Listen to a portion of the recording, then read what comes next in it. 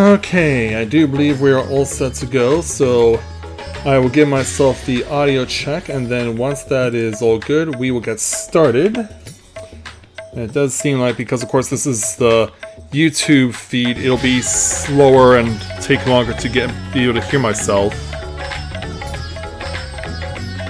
Hopefully it doesn't take that long.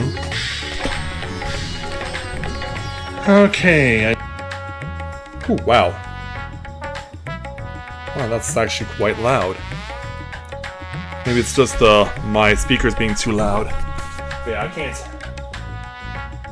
I don't want that being a problem.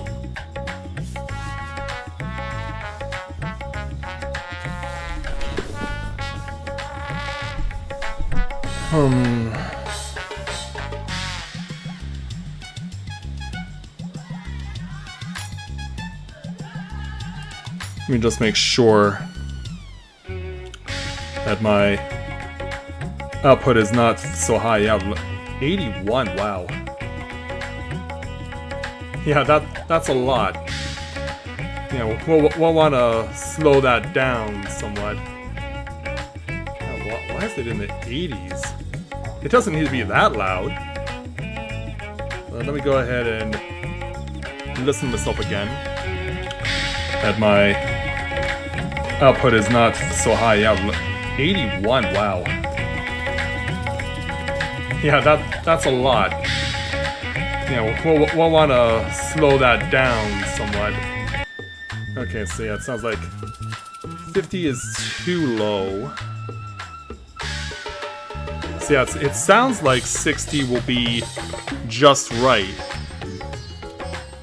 Just want to make sure that we're absolutely certain. 81, wow. I mean, this is the last stream. We can't have any regrets here.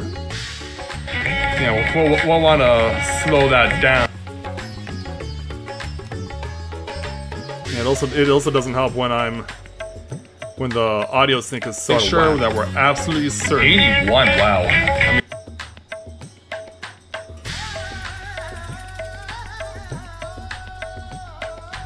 but I think we're good. At least I hope we're good.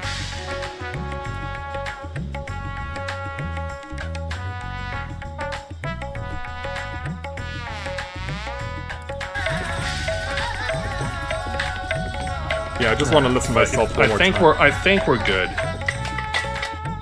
Okay. All right. I think we found the sweet spot. I think we found the sweet spot.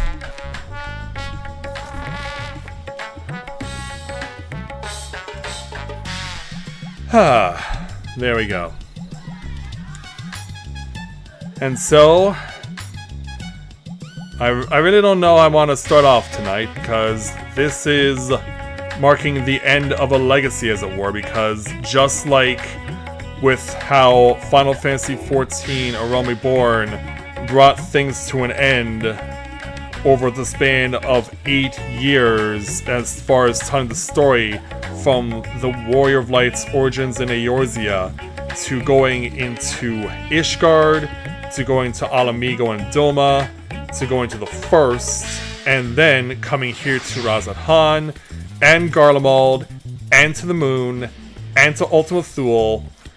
The Warrior of Light has done a lot in 8 years of telling the story, but of course, a new story is just 2 months away as the new expansion begins on July 2nd, with Dawn Trail taking up a brand new adventure for the Warrior of Light. And that means we have to bring things to a close over here. And so, tonight here, under the stars of Razat-Han, with Mr. Varshan and some other interesting people alongside me, along with Ashdaya, who's of course been reborn. Yeah, now happily flying alongside her now big brother Vitra. But yeah, and of course joining us for the last leg of the journey is Azim herself, Miss Bana, as the minion. But tonight it is well and truly the end of not just this journey, but also my own as far as Final Fantasy XIV is concerned, because this will bring not just Endwalker to a close, but this will also end my journey of Let's Playing this game for the cycle that I've been doing. And whether or not I actually will continue on streaming Final Fantasy XIV remains to be seen, and I really don't know if I'll ever be able to again, given the current especially given the current circumstances in my life. But I just want to be able to say on this last night that I want to be able to thank each and every one of you who has ever watched me over the course of my time since I did my first Let's Play of A Realm Reborn back in March of 2014. This is how long I've been playing. More than 10 years of playing this game, and so this is where it all ends tonight. And so, knowing that it is that way, I'm just ready to begin on this journey. And with these three alongside me, that will begin tonight as we bring this journey to a close at long last. But before we can even do that, we have one more new wrinkle to add into the story of Endwalker. It takes place here in Razat-Han, and that is what we will look at before we move on to the main event and the grand finale. So, with that in mind, greetings people of the world, Matthias Griffin back with you for the continuation and the conclusion of Let's Play Final Fantasy XIV Endwalker. So, what do you say we get on our way? So, for Farshan and Ajdaya, we will get back to you soon. For now though, we have a new quest that we have to take a look at. And going into this evening, I wanted to make sure that I covered all my bases. And so, fortunately, I found this. Now, I've only just skimmed the surface of this particular quest from this Radiant Scout, and I really don't know much of what's going to happen beyond that. I do have a partial inkling, but not enough to really see what exactly we're going to be having a look at tonight. So, let's see what's in store for us. Let's go ahead and speak with this Radiant Scout to take on the level 90 bonus quest here in the epilogue of Endwalker, entitled Shadowed Pasts. Something has this Radiant Scout unnerved. Ah, Mistress Rika, you couldn't have appeared at a better time. You see, while out patrolling the city, I chanced to sight a void scent. Oh, did you? Uh-oh. Yeah, it seems like we're not done with them yet. I immediately chased it down with the intent of eliminating it, but something about it struck me as odd. For one, it made no move to defend itself, but simply sat there, jiggling, which is why, against my better judgment, I decided to capture it instead. Put it in the cage and all that? Having traveled to the void, I dare say you have considerable knowledge of its denizens. If you have a moment, might I trouble you for your opinion on the creature's unusual behavior? I believe I can help you out. I am truly grateful. Now, if you would follow me, the creature is being held in the Hall of the Radiant Host. Alright, and we will see you there.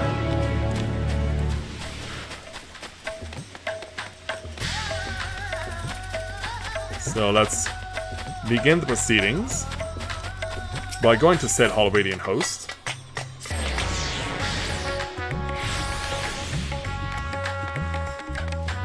Yeah, this of course was where we had the briefing room where we spoke with the representatives from the various nations of the Eorzean Alliance, as well as Ishgard and Alamigo, and Doma as well, to help them with their situations with those horrible monsters that were storming Razat-Han not that long ago.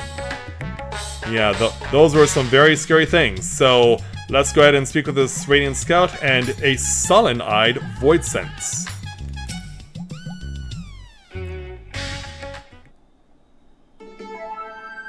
Here it is. Yeah, this thing's rather small. It looks like a Monowai from Kid Icarus without the ability to fly. Surprisingly docile, even when I captured it, and there have been no reports of attacks prior to that. Even so, it's the nature of Void Scent to prey on people for their ether. Perhaps it bides its time, waiting to carry out some manner of scheme. You! I remember you! Yes, you are a Troya! Please, you must help me! Wait, what? Troya? What do you need help with? Or yeah, you were at the castle? Yeah, I don't recognize you. Indeed I was, but I've since fled here. I understand the mortal tongue well enough, but I don't have a mouth to produce the sounds. It's been a struggle to convey my thoughts. But not anymore. You can help me. Yes, you can. Is that so? Yeah, let me explain to this guy who doesn't understand what he's saying. You can converse with the Voidsent. Amazing! Could you ask why it came here? I believe so. Yeah, how did you get here? And what exactly do I call you? When you and yours stormed the castle, I was caught up in the fighting and died. Oh. In time I returned, but I tired of fighting. So I fled, using the gates to your world. Yeah, and you're so small you could easily not be detected by the Radiant Host. Having just been reborn, however, my essence hadn't fully bound together yet, and so, when I emerged from the gate, it was as several sundered selves. What? That's creepy. Frightened and confused, they scattered. Following their trail led me here, my diminutive size allowing me to remain largely unseen. But by the same token, I can do little more than sneak about. Each of us was weak and powerless. That's why we consumed one another in the first place. Ugh. Yeah, I remember how the Voidsent liked to be cannibalistic like that. Together we were strong. I want you to help find all of me, so that I can be whole again. And not eat each other again? So yeah, you intend to strike a bargain? Or what do you tend to do in this world? Because, yeah, I imagine consuming ether will be essential to your survival. Why, live here, of course. I've always wanted to. But where would you live, though? The closest place I could think of that you would possibly consider a home would be Zamel Darkhold. We still remember the past, you see. Still remember when we were mortals. We long to have that life again, but we need your help. Starting by reuniting us, we won't try to devour anyone, even when we're whole, I swear. You wish to learn more about the Void, yes? There is much we can teach you about those who rule its domains, about their past. Find the others, and they'll tell you all they know. No eating, no tricks. Do we have a bargain? It looks like we do. Yeah, let me explain to the guard here. So he crossed over to our world to escape conflict and now searches for the rest of itself? I understand Voidsent are quite reliable when it comes to fulfilling a pact, and I dare say having one as an ally would benefit our research into their world. Yeah, you'll probably need to see if this is okay with your superiors, though. Very well, if you would be so kind as to search for its kin, I will consult my superiors on how best to deal with them. Alright, leave it to me. By that, I take it we have a bargain. Good, good. I sense 4 others close by. When you find them, you need only point them in this direction. Once they sense my presence, I can guide them the rest of the way. Alright.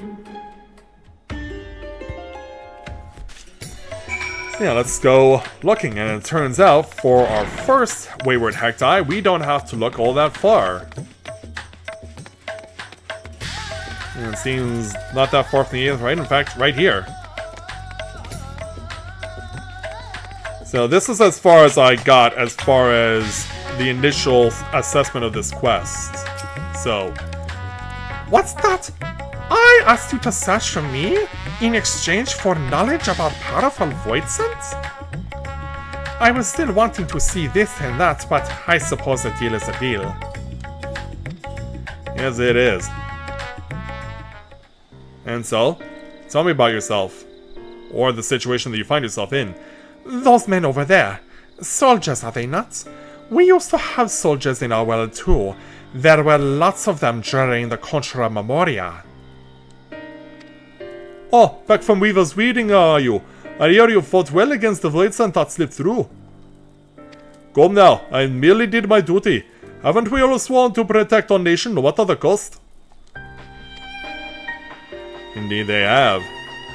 In their fancy dragon armor. Protect our nation. How familiar are those words? Where was it that I heard them? Yeah, perhaps you can enlighten me. Ah, yes. It was the early days of the Conjurer Memoria. The enemy had conjured a terrible eidolon that laid siege to a fortress. The garrison was made up of ordinary soldiers, men and women with no remarkable abilities, but by their valiant commander, they fought bravely and desperately. They had to last until the Memoriat arrived, and the commander told them, needed to hold out no matter the cost. A Memoriat did eventually arrive, but not soon enough for the soldiers.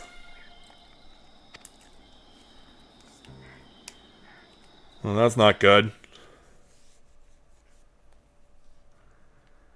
And so what's about to happen here? Well, it's not quite the Echo. Having struck down the eidolon, the Memoriat and his servants searched the castle for survivors. They found only the dead. Oh, rustling. But just when they had given up all hope, a faint groaning reached their ears. They rushed over to the sound and cleared away debris. And they found this... a Mikote, apparently. To find a lone survivor, the garrison commander. Instead of joy, however, the sight of the man filled them with anger. But someone survived, right? Oh, this part is live action. Your soldiers are slaughtered to a man, yet there's barely a scratch on you. What is the meaning of this? Yeah, explain yourself, Mr. Mikote. The eidolon was savage but mindless. It was a simple thing to hide myself beneath fallen debris.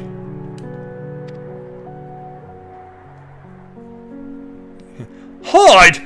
As commander, you had a duty to your men! You were supposed to put their lives before your own! Didn't he do that? He is the commander. Spare me! My duty was to ensure the fortress stood, and it did. Besides, my death would have achieved nothing, honor be damned. No, I'm sworn to protect our nation, and to do that I must live. It isn't my fate to fall here. It isn't your fate, you say? It's like, yeah, okay, I'll make it your fate, and boy did he ever. Yeah, it is his fate to fall here. Without even a second thought. No one gets to live. Is he? Merely unconscious. Come, let us bury the soldiers, and their commander with them. You're gonna bury him alive? Not just leave him for dead and feed him to the vultures or something? Fate shall decide what becomes of him, whether he lives or dies. So they just bury him alive. Very well, my lord.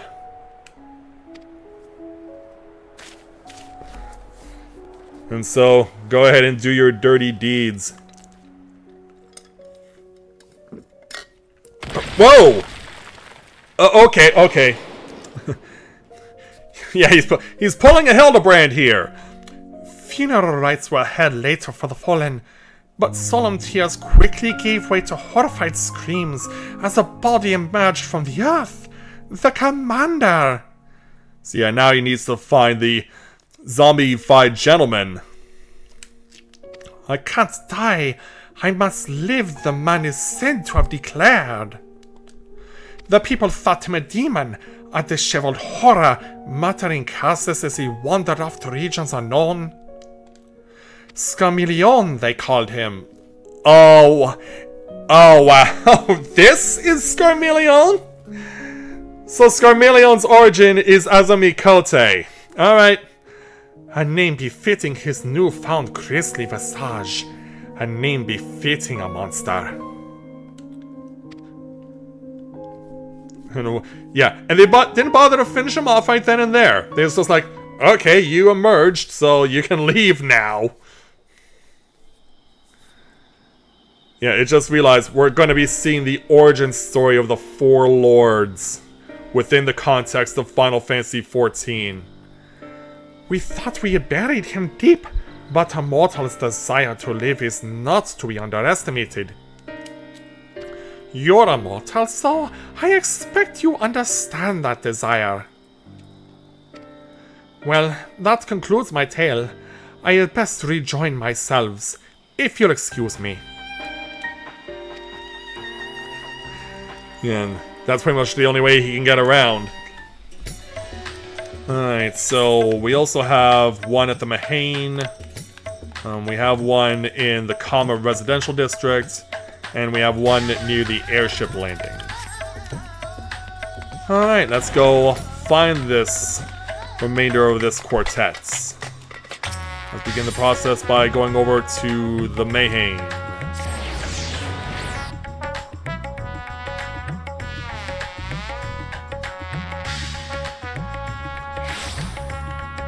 So when we arrive, let's open the doors.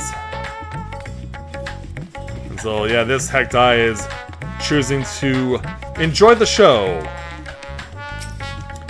So this is where mortals consume ether. Oh, and that too. Yeah, I hope you enjoy Zero's curry. Dreading loneliness more than hunger. How very like me. If you don't mind though, I'd like to observe the mortals a while longer. Alright. Maybe you can explain how this scene pertains to your presence here? The food here is simply sublime. Why, I feel stronger with every bite, as if the Magar themselves were granting me their blessing.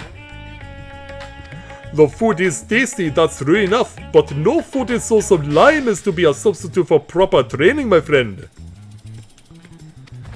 Stronger with every bite, every feed. For my part of the bargain, I will tell you about how we Void Scent become strong. Simply put, it depends upon the quality and quantity of ether we harbor. When the world was consumed by darkness, the heroes known as Memoriats arose as powerful Void Scent. Yeah, something we know all too well. In contrast, the vast majority of mortals, powerless and unremarkable as they were, became ordinary Void Scent, like me. There were exceptions, of course, but one in particular I'll never forget. And who would you be alluding to? Yeah, we now know Scarmillion's origin. Which origin story will you tell me about next? An event happening in a ravine and a raging river. Scarmillion, never had I seen a Void Scent so craven. Even when pushed to the brink of starvation, he would prey only on those weaker than himself. He subsisted on scant leavings and lived in constant fear and hunger. Oh, we're just gonna focus on Scarmillion with this quartet? In the face of danger, a Void Scent stronger than himself, fleeing was the only option. But the day came when he found his way barred. Which brings us to here. So the transformed Scarmillion, this poor little Mikote, how pitiful. Knight in Black, are we talking about Golbez? Oh, yes we are. Hi, Golbez. Such overwhelming ether. Who is this? You fled instead of facing your foe. Why? Why? I'm too weak. Why else? I would have been devoured. So you had enough strength.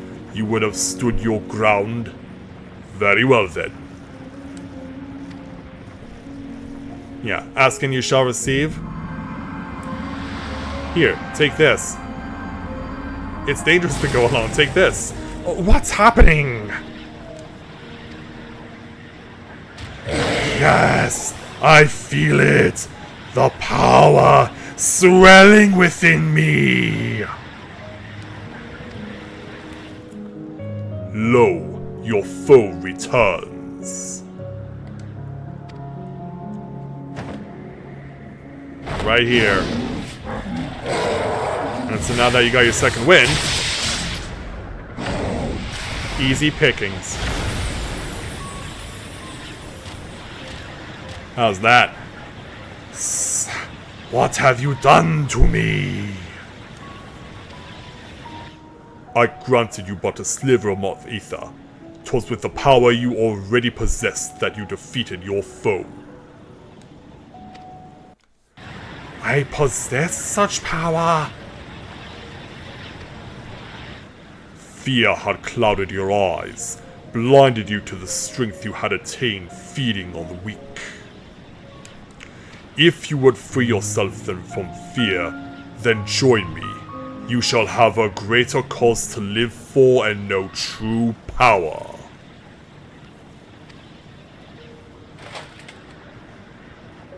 Yeah, let's make a pact. With those bloodshot red eyes of yours. Oh, curious how, in a world without death, the fear of it could be the key to great strength.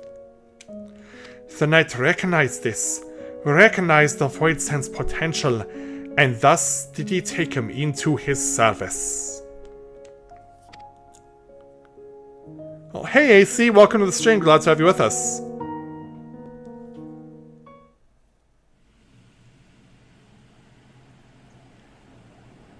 And so, determined as he is to live, it wouldn't surprise me if he was still somewhere out there. He'd be even more powerful now, I expect, from all the devouring he would have done since. Unlike your world, eating actually makes you stronger in ours. Well, I must be going now. The others are waiting. Yeah, not much more to see here. But yeah, AC, it's been too long. How have you been?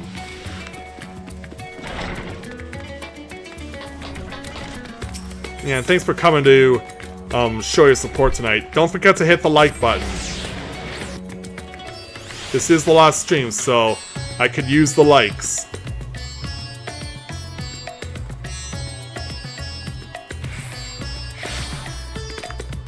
And so now let's hit up Kama.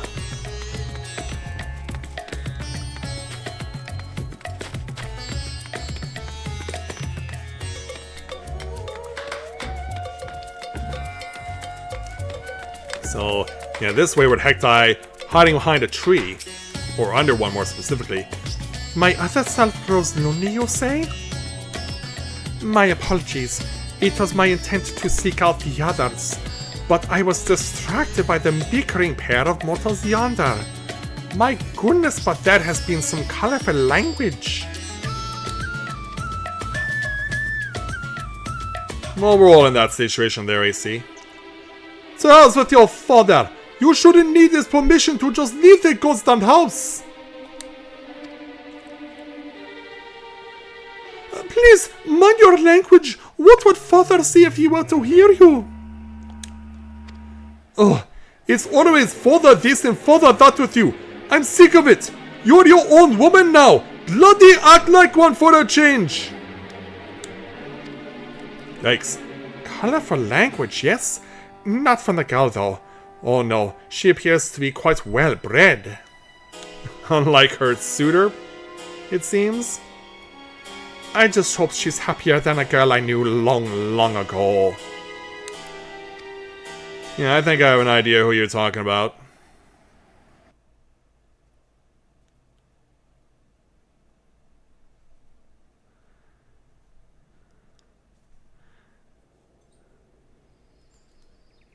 And so, we have a pair of Ellison, or one Hura and one Ellison. That girl was born into a family of thugs who suddenly found themselves nobility. She was raised as a noblewoman and had servants tending to her every need. But in the end, she was merely a beautiful bird kept in a gilded cage. Wanting to be a proper lady, her parents presided over all aspects of her life. They decided everything for her, telling her what to say and do. And you were her servant or something? Yeah, and there's the angry father. Chafing from the fetters of her restrictive life, she solicited her handmaiden's aid and stole outside the manor, where she enjoyed a moment of bliss unbeknownst to her parents. Or so she thought. Yeah, as we can clearly see. It was not long before her father dragged her back to her room, barring the door and windows, denying her even the simple pleasure of an afternoon breeze. Even a bear in a cage may chirp freely, but she wasn't even suffered to give voice to her desires.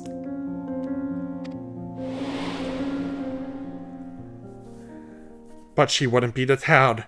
Having once tasted sweet freedom, she yearned for more, and one day she succeeded in sneaking out of the manor a second time. Yeah, on a stormy night,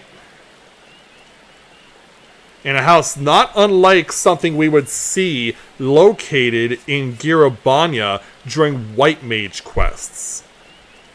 You're late. I was beginning to think you wouldn't come. If you're expecting your friends, I'm afraid they're not coming.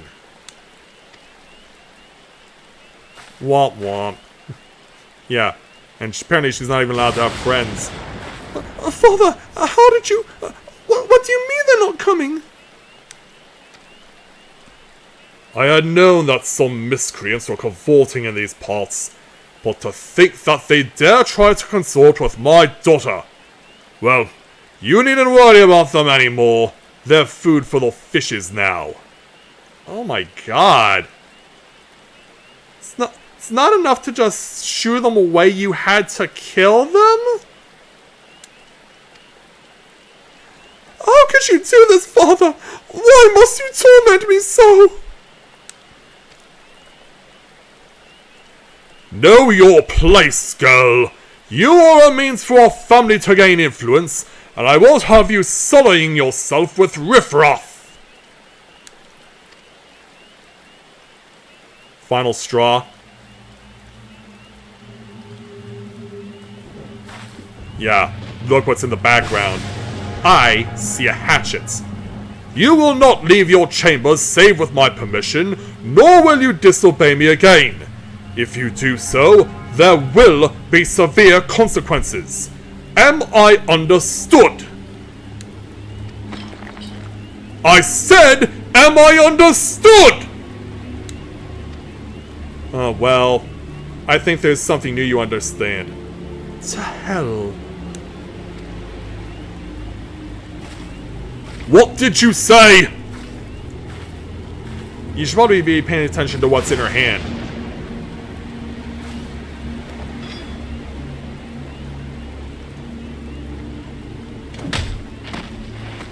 Yeah.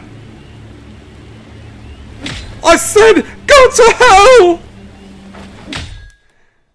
Yeah, and so she murders him in a way similar to what Ellie did in The Last of Us.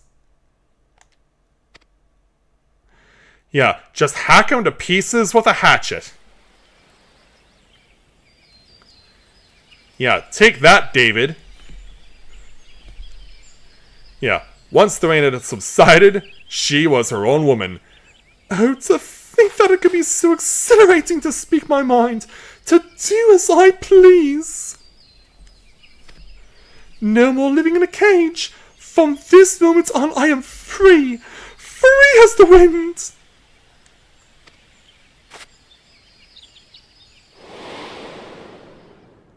The young woman struck out on her own, and in her travels discovered her true calling, not in the hall of lords and ladies, but on the battlefield. She became a force of nature, famed for her striking beauty which belied a terrible savagery. No kidding. And with this new life, she also claimed a new name, Barbaricia.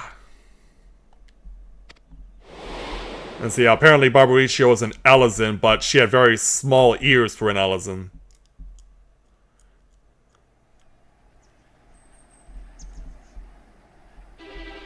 Indeed, she found her freedom. But did she also find happiness, I wonder? I suppose I'll never know, nor does it matter, for the world that once was is no more. Oh, but goodness me, I had better rejoin the others.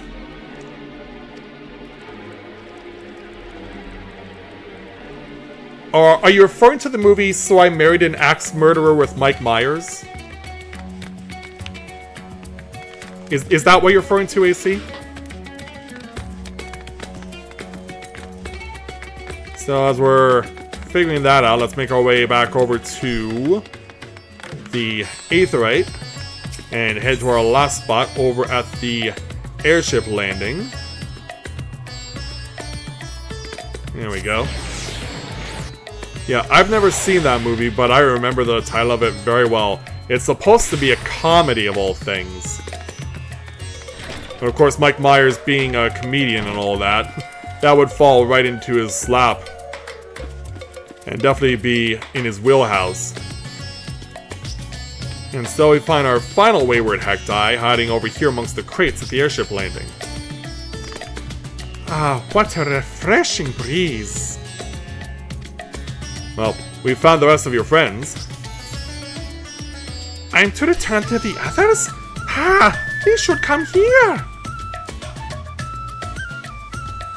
And you're kind of enjoying the beautiful winds and the beautiful views. Would you look at this beautiful boundless sky? Mortals take to the air from here, do they not? Would that I had wings to soar among the clouds myself. Yeah, F around and find out. One of the new popular slang terms these days. But we voidsents are wont to roam, you see. The mightiest among us carve out domains, while the rest labor to stay in their good graces. Now the master of a domain seldom ventures outside, for it is in one's territory that one is strongest. For some, however, such confinement proved trying, as was the case for a certain voidsent I know. And so we're learning more about Barbaricia, or moving on to someone else? Because yeah, Cagnazzo and Rubicante are still on the board. Gonna continue on about Barbaricia. I speak of the free-spirited terror Barbaricia. When she first established her domain, she whiled away the days waiting for her minions to bring her prey. But they thinned out in number. The ether amassed from these offerings was devoted to the singular pleasure of caring for her silky flowing locks, but the resources of her domain were not without their limits. It was only when none remained to oppose her that she realized she was a prisoner in her own domain, and unless she broke free, she would inevitably wither away, alone. Not knowing what to do, she had fallen into the depths of despair when the hand of salvation came to pull her out. And she definitely looked a lot different than what we would know her as. At this rate, my precious hair will frazzle and fray. Had I only the strength to leave my domain. If strength is your desire, that is easily granted.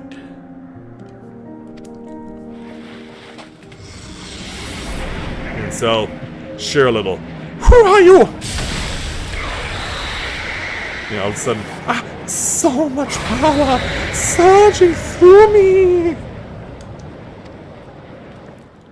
And what will you do with it? What is it that you desire? What I desire? What I desire is...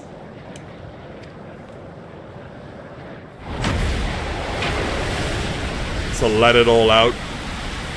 Be her own Garuda. You would move your very domain. Impressive. That I can do such a thing? What have you done to me? I granted you ether, nothing more. It was your will that made it possible. My will? That's right.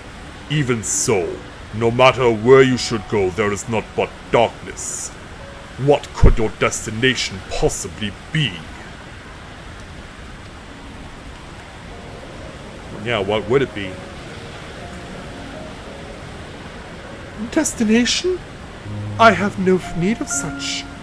I wish to be bold, but to be free like the wind. In a world that had met its end, rare indeed is the soul who desires freedom so ardently that she could will her very domain to move. Recognizing this quality, the knight would grant her more power and a place of command in his mighty army.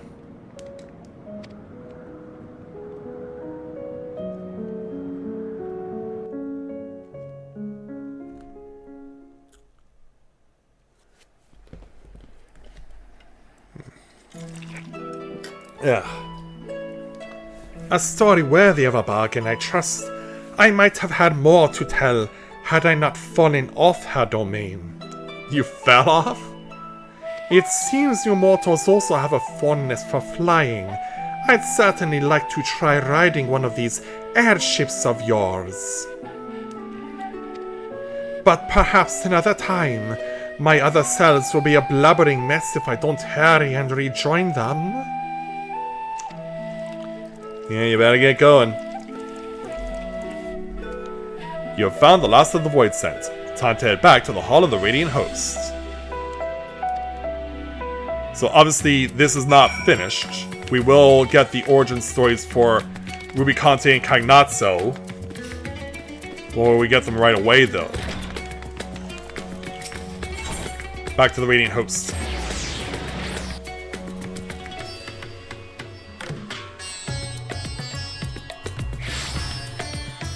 This really makes me think of the origin stories for the various Warriors of Light from Shadowbringers. And having to do the Cardinal Virtue challenges with them. So, all 5 of the eyes are back. Let's see what happens.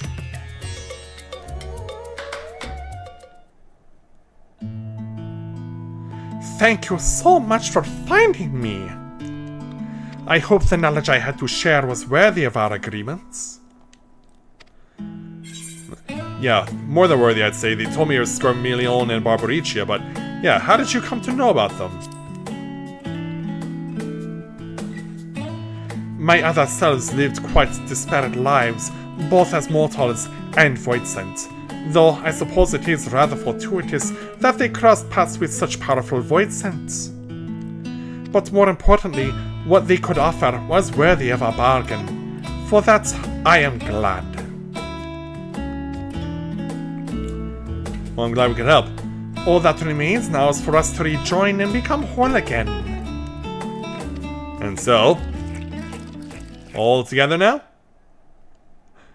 Huh? Is this not all of me? Yeah, I had a feeling there would be more. Because we have to learn more about the other lords. There can be no other explanation. There is still more of me lost out there somewhere. But I don't sense them. Where could they have gone? Yeah, who knows where they could be. You mean there's more of them wandering about? By the sisters! At the very least, if what you say is true, they pose no threat to the people. Until the others can be found, we will keep these 5 under our care. Alright. Should I sense the others nearby, I hope we can count on you to find them too. Well, hopefully we won't have to wait too long for that, so For completing this quest, we'll accept 1,734 gil.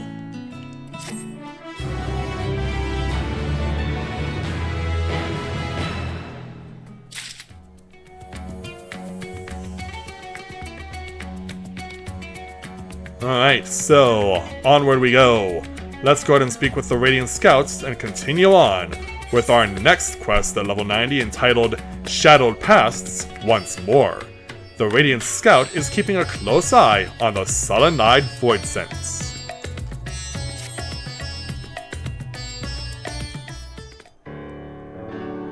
Ah, if it isn't Mistress Rika, since we last spoke I've continued keeping an eye on the Void Sense. Well, I haven't gone far. While the creatures have given me no reason to believe that they pose a danger, the rest of them remain at large. My fellows and I have yet to come by any eyewitness information, but their forms being what they are, they cannot have gotten far. Of course, it will make our search easier if they were likewise drawn to Razatan. My other selves have been telling me about their adventures. Truly, your world is a fascinating place. There's nothing like exploring a new city, or hey, your world is fascinating too, but yeah, let's try and be modest about this. You've seen a lot of this world, have you not? I wish to do the same and travel to all sorts of places. Once I've found the rest of me, that is, it would be unthinkable to leave even a sliver of myself out of the experience. This sensation. Could it be? What's happening? Are they sensing war themselves? Yes, I feel them! The rest of myself. They're very close now. Oh, they also arrived in the city? There's 4 of them, and unless I'm mistaken, they're somewhere in the city. Please find them for me that I might be whole again. As before, by way of payment, they will tell you about powerful Void Scent and their pasts. Alright. Now, the nearest appears to be this way. Perhaps that's a good place to start. Yeah, explain this to the scout. The rest of its fellows have appeared in the city. Then you had best track them down. Judging by the direction, I expect the nearest one is in Dharma. I leave the creatures in your capable hands. You got it.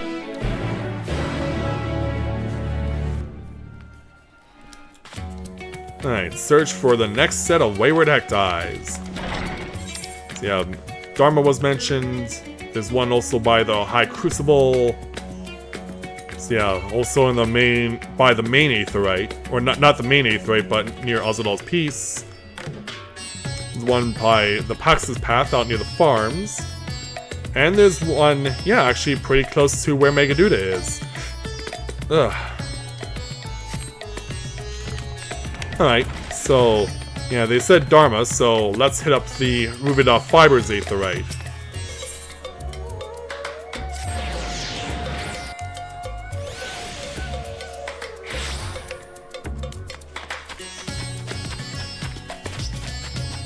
Well, given what we've seen so far from the trailers, it doesn't very much feel like 9. Like, I not really want to say because I don't know what to expect. I'll just be happy once I actually see it for myself. So we found our next Hecti. Hello there. You've been looking for me, you say? Sorry for the trouble. I found a place with beautiful water, and I thought I'd have a relic, but ended up being washed away. Oh, man. I tried to get back upstream, swimming against the flow, and had managed to come this far when you appeared. After all that effort, I'd like nothing more than to reunite with my other self. But you've been promised a tale, then you shall have one.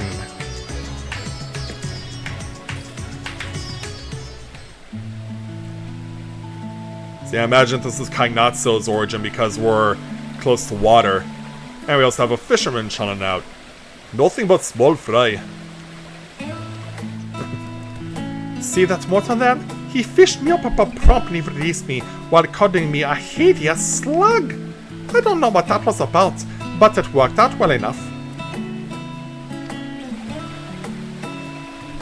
Oh, to be out in the open sea and catch something big.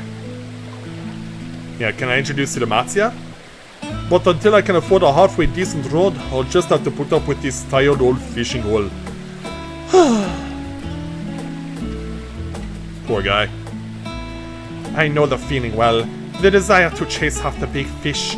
I used to be a fisherman too, you see, together with my brother. Oh, that's interesting. But the cultural memoria wreaked havoc on the ocean's ether, and nearly any fish remained to be caught. Each morning we would wake up not knowing whether we'd have food to fill our bellies. Oh, is that so, AC?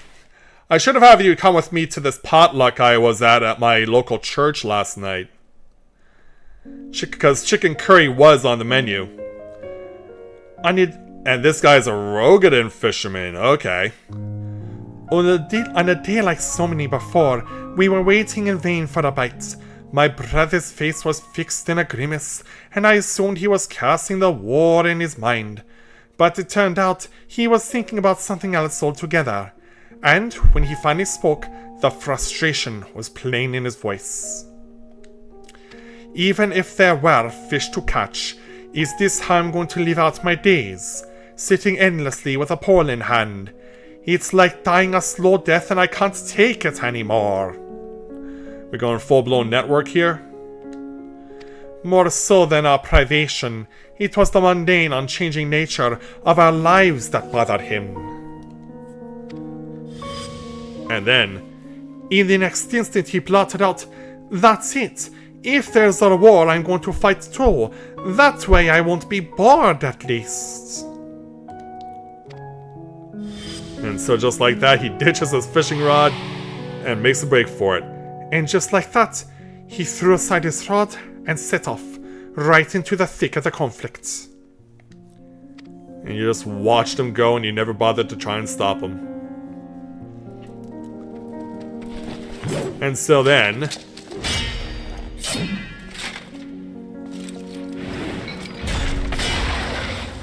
And so the swordsman defeats the lancer. Damn it! It's over! And then in comes the big guy. You're punching him? Oh, who the hell's all you? Someone who's desperate to fight. But yeah, he's got a sword, dude. Something tells me it doesn't end well.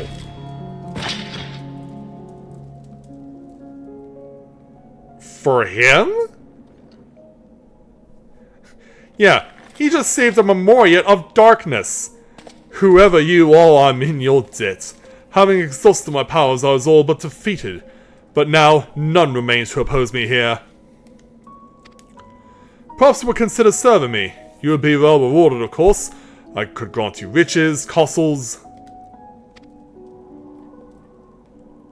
Do we have a deal? Nope, he's his own man. He's not picking a side. What is the meaning of this? Was you a friend? Friend? I'm just after some excitement. Still, come on, give it to me. Yeah, a desperate Rogadin who's wanting to fight anyone and everyone. Yeah, he tried to punch a spear. And it didn't work out so well. Yeah, you may have gotten lucky against the swordsman, but against that spear... As someone who mains as a dragoon, I would say you messed this one up. There you all, thank heavens! What were you thinking taking on Memoriates with your bare fists? However strong you may be, you're lucky to be alive!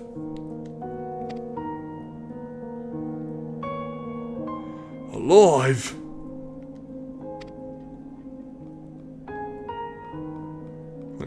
Yes, I never felt so alive. Don't punch your brother, too.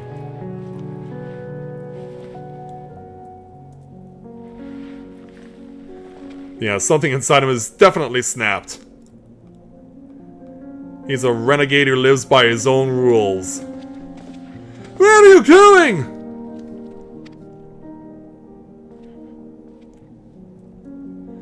They're not chasing small fry for me. From now on, I'm going to live for the thrill of battle. I'll seek out those stronger than me and I'll give them all a taste of my fists. And do it with a smile on his face. Never have I felt so alive as I did, risking life and limb, he said as he strode away, never to return. Sometime afterwards, a rumor reached me of a fearsome warrior. The man would arrive unannounced on a battlefield, trounce anyone and everyone indiscriminately, before disappearing again. Cagnazzo he was called, and cast for a fellow dog. That was enough for me to know that my brother still lived.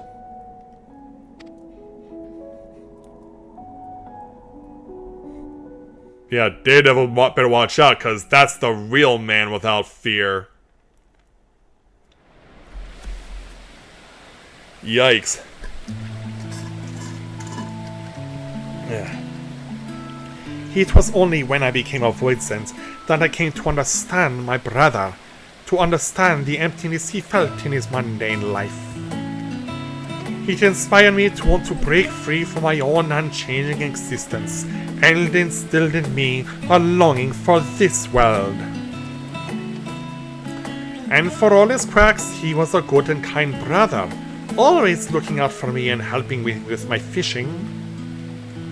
Like everyone, he must have turned into a Voidsent. If he had the chance to come here, I believe he would have found a purpose in life, a proper one.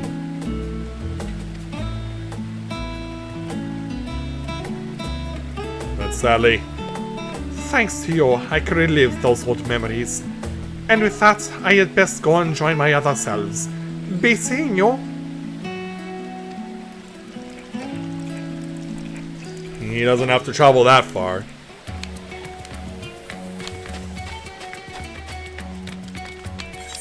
Alright, so... yeah, I'm thinking High Crucible next. Just as soon as I can remember where the Aetheryte is.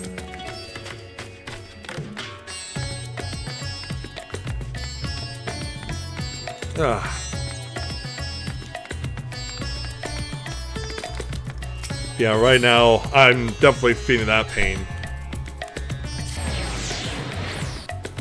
Of being bored in my life. But of course, I have a very viable reason for that.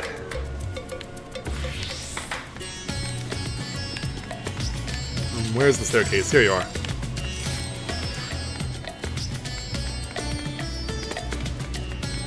So, running out of the High Crucible, you'll find our next wayward Hectai.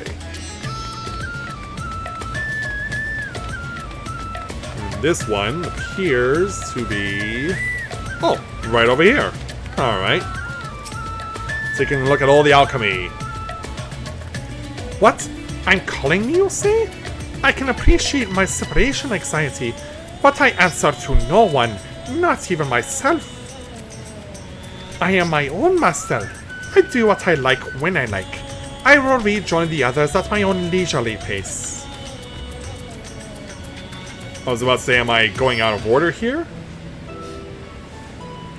Mortals, on the other hand, always seem to be busy at work. Short as your lives are, one would think you would spend more time on leisure. You're truly strange creatures.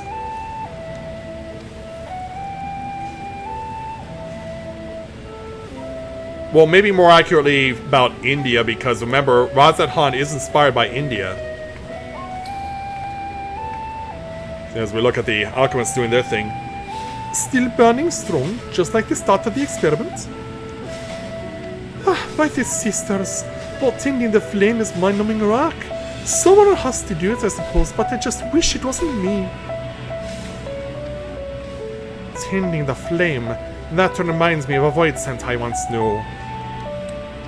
So yeah, I have gone out of order here. He watched over a beacon fire, seeing to it that it remained ever lit. Unlike that mortal, however, he did it of his own volition. Such an act served no practical purpose in our world. Even if night and day existed, we void scent don't rely upon light. Yet he persisted. Though perplexed by his curious ritual, I somehow found myself helping him with it. Oh yeah? Yeah, when I do the video editing, I'll have to order everything. So, watching over a fire. Rubicante was his name, and he went about his task dutifully. Others mocked him for his meaningless acts. But it must have held some manner of meaning to him, and so when I chanced to find the beacon guttered out, I made certain to let him know.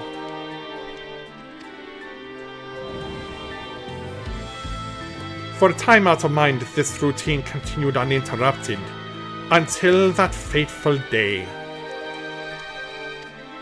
Greetings, Bubba. Welcome to the stream. Glad to have you with us. Says our Minotaur watches over a fire. I see flames dancing in the distance. Who shall I find tending to it but a mage of considerable might? With such power, surely you can do more than keep a beacon lit. My flames serve not to smite others, nor to sate my hunger. Then what purpose do they serve?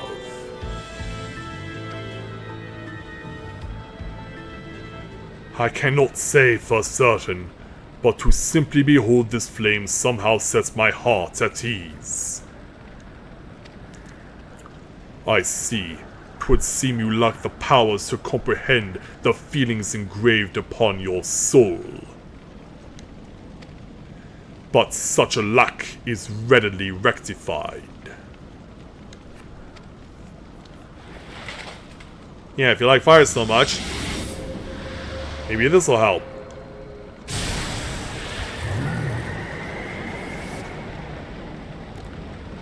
This warmth, invigorating and comforting. Where have I felt it before?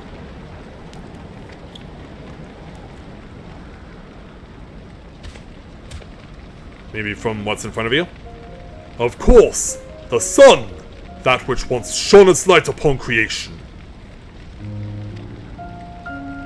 Though it would set, never did it fail to rise again. And like the sun, my flames must never die! What's sounding in my throat? So that is the way of it. Through your flames you sought to recreate the sun's journey, to recreate the world as it was before. Who are you who could unearth memories buried in the deepest recesses of my heart?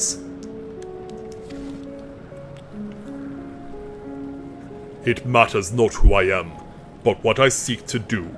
Join me, and together we shall banish the darkness and see that the sun rises again. According to the mysterious night, the price to save the world was dear. The inhabitants of the neighboring reality must be sacrificed, to which Rubicante replied, I have sworn to use my power to save the world. If innocent souls must be consumed by my flames, then I shall both bear responsibility for the sin. Thus did he choose his path of his own volition, and his spirit lives on in me as an undying flame.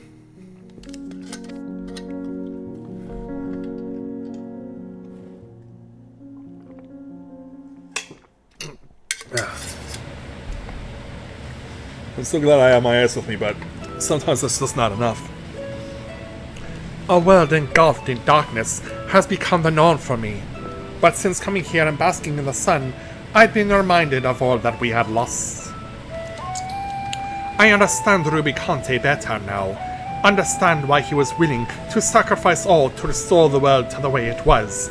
To him, it was worth the price. Well, I must say, it felt great to take a scrum down memory lane.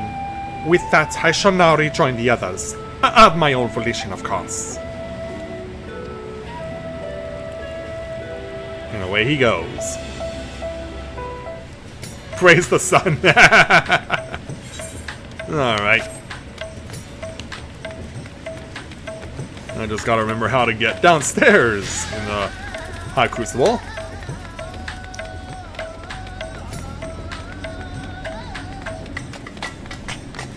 Alright, so since I obviously went out of order,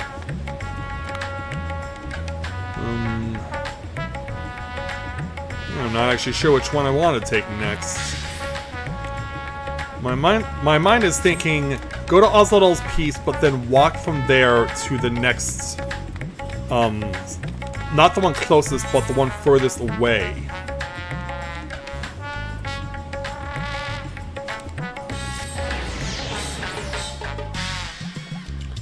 For Mathia, yes.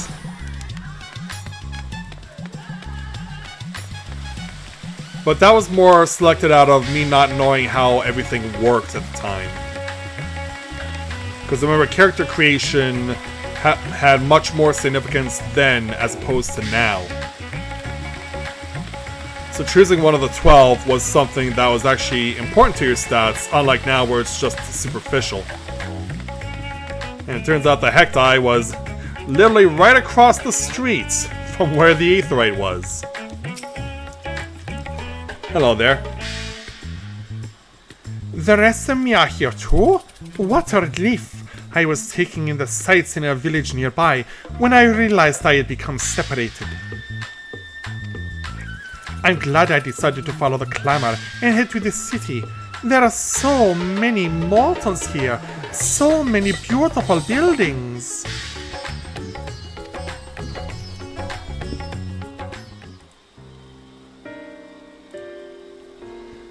Father, what is this building?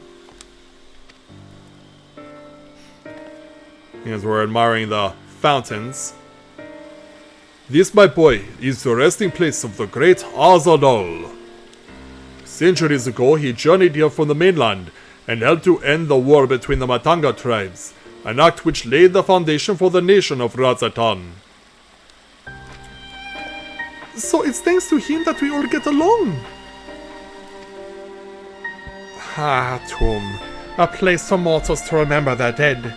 It calls to mind people from my own past. Such as?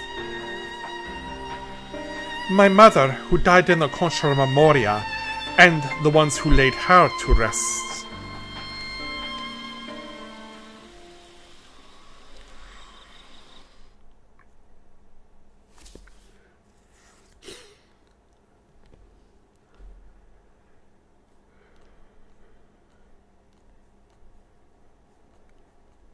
And so, here we have two Aura sitting high up and basically in solitude.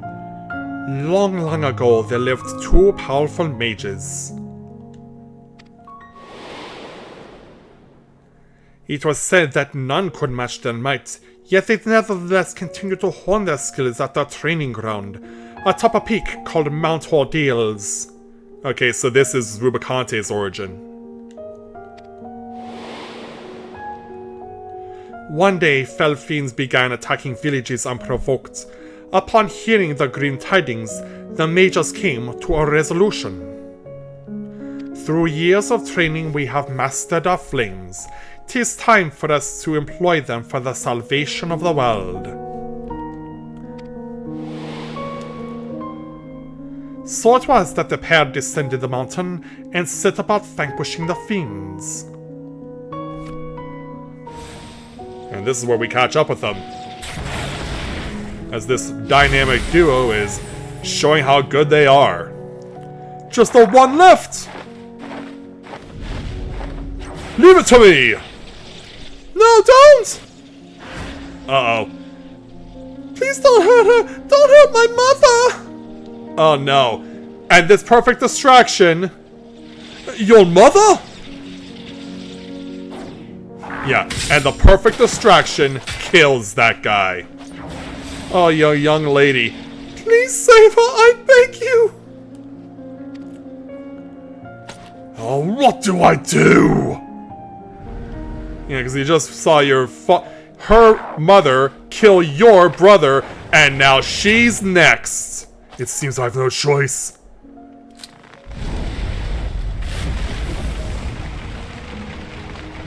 And so... yeah, in order to save the daughter, he has to kill her mother.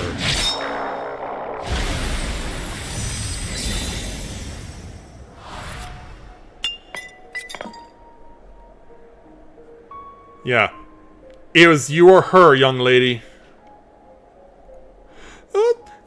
She's turned into a crystal!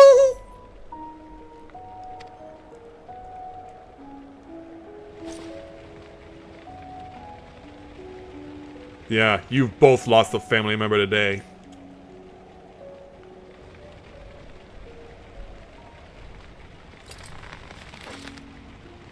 Yeah. You'd like to take it out on the little girl, wouldn't you?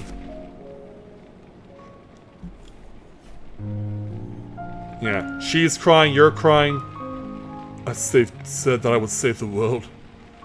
But I couldn't save even a single life.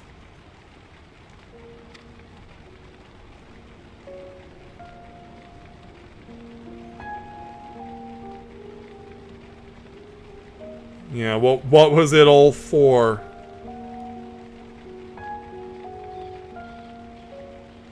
Yeah, now he's pissed. My flames were meant to be like the sun. They were meant to protect, to keep warm and light the way. And yet...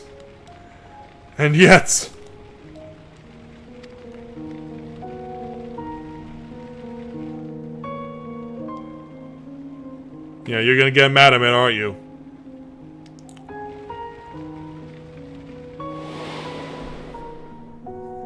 In his great fury at his failings, the mage's face turned red as a ruby. Thus did the girl choose to call him Rubicante.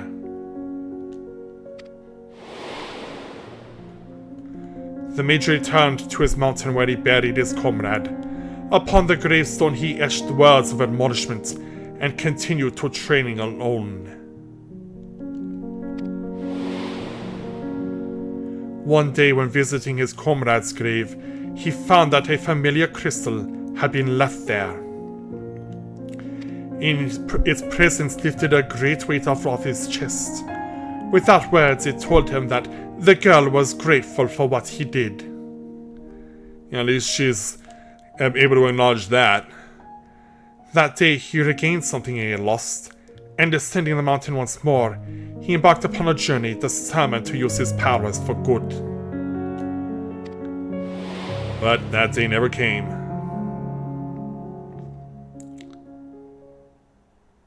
I could have told you that, Bubba.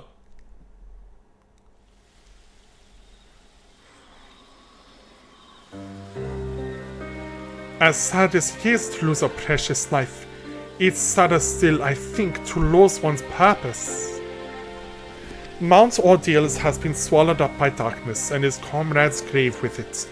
But wherever Rubicante may be, I'd like to believe that the little girl still remains in his heart. Well, it's past time I rejoin the others. It was nice talking to you, mortal.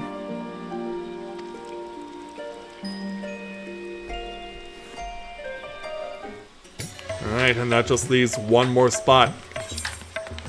Turns out we don't have to go far for it, so let's see what we got here. These two Hectides are really close to each other. Hi, Mr. Hecti. What the business does a mortal have with me? Well, we gotta tell you about something. So the rest of me are safe? Thank goodness. It was worth risking myself to let the others escape. No sooner had we arrived in this world than we were attacked by fearsome creatures of stone. I drew their attention, and after scrambling hither and yon, managed to get myself to safety. But to so jealously guard treasure, you mortals must be truly fond of it. Lo, there's another place for storing it right there. What are we looking at? Oh, this thing. They say it's mountain after treasure in there. We just need to find the coffers that act as portals. Then survive the Guardians and Deadly Fiends. I don't like our chances with just the three of us. Yeah, alluding to what happens when you go for treasure maps this far into the game. Less of us means a bigger share for each. Exactly. Besides, what's an adventure without a little danger? I'm not really sure about this. To willingly throw oneself into danger, it is truly a strange mortal quirk. Unlike your kind, we void scent are quite risk-averse. For instance, we wouldn't think to challenge a stronger being. Except for him, perhaps. An odd fellow who loved fighting for its own sake. Oh, my leg is falling asleep. Yeah, this is a great time for that. His name was King Natso, and there was nothing he feared in his own domain. Employing deception, he trapped his foes and drowned them in a bottomless mire. It mattered not how strong they were, all fell before him. Yet despite his victories, he never truly felt satisfied, and through a chance meeting, he would learn the reason why.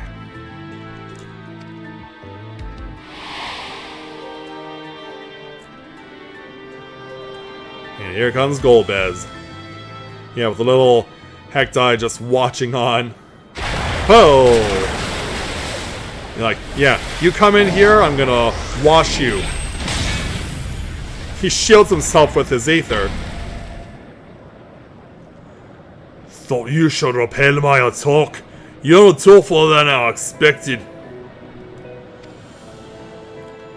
To whom do I speak? I am Cagnozzo, and I'll bet you're the one they say is seeking out the strong. Well, if it's battle you want, then you need look no further. Lest you misunderstand, I do not desire fruitless battle. On the contrary, 'twould seem that it is you who seek out the strong. Why? When you're hungry, you devour. It doesn't matter who. Your luck ran out when you strolled into my domain. None would risk themselves simply because of an empty stomach. Nay, my friend, the source of your hunger lies elsewhere. And so, here you go.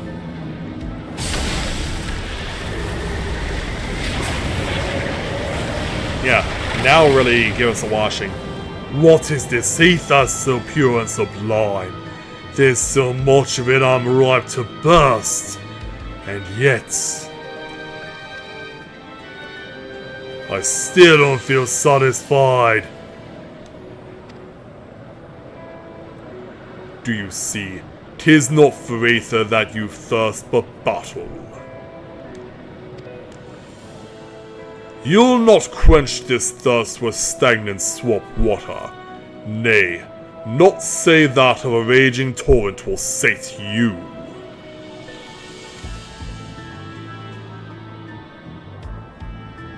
And so, what do you mean?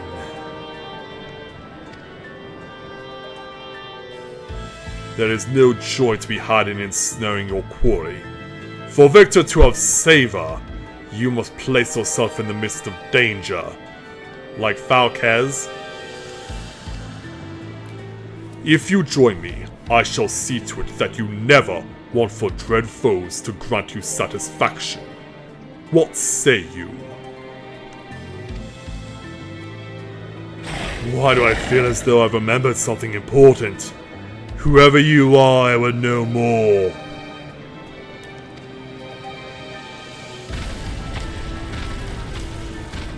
And so the deal was struck. And thus did he find a place to belong, upon the fine line that divides the devourer and the devoured. If he could do battle with just one worthy foe, he told himself, he could go to his rest forever satisfied. Not unlike Mr. Xenos. From that day forth, Kang not so tirelessly sought out those who might be able to best him, each time hoping for bliss, but knowing that, like as not, disappointment ultimately awaited.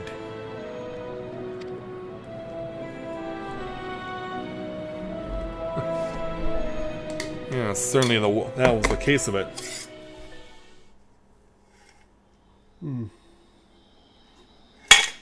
Yeah, just trying to make sure I'm not losing my voice here. A yearning so strong, nothing else matters. Do you have such a thing driving you too, mortal? Looking back, it was extremely reckless of me to come to this world, but it has been worth every bit of danger and more. I can't wait to share my experiences with myself. I'll be on my way now. Thanks for coming to find me.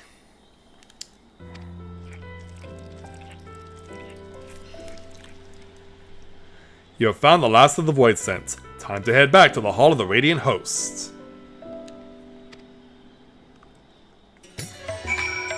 Yeah, so now that we've done everything out of order, let's make our way on over back to the hall.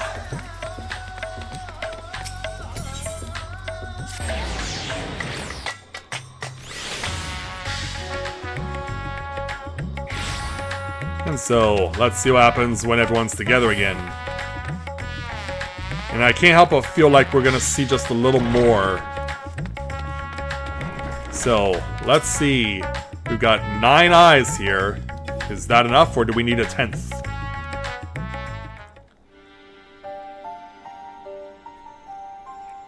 Hello again.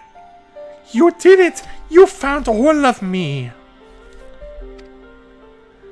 I trust I upheld my part of the bargain and told you about more mighty void scents. Indeed you have. I learned about the past of Cagnazzo and Rubicante. Those void scents fought fiercely, but they'll fight no more. Yeah, exactly.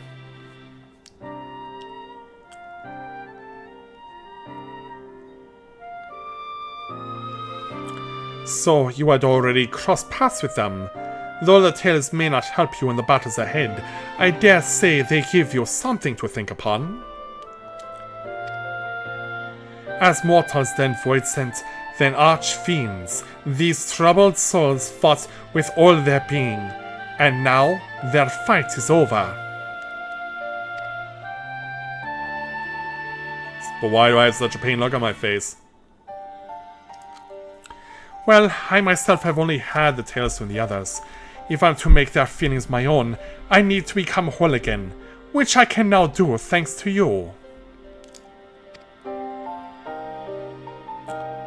And so now... So all of them are accounted for. Then by all means, let's have them return to the way they were. Alright then. All set for your reunification process? Without further ado then, to me myselves.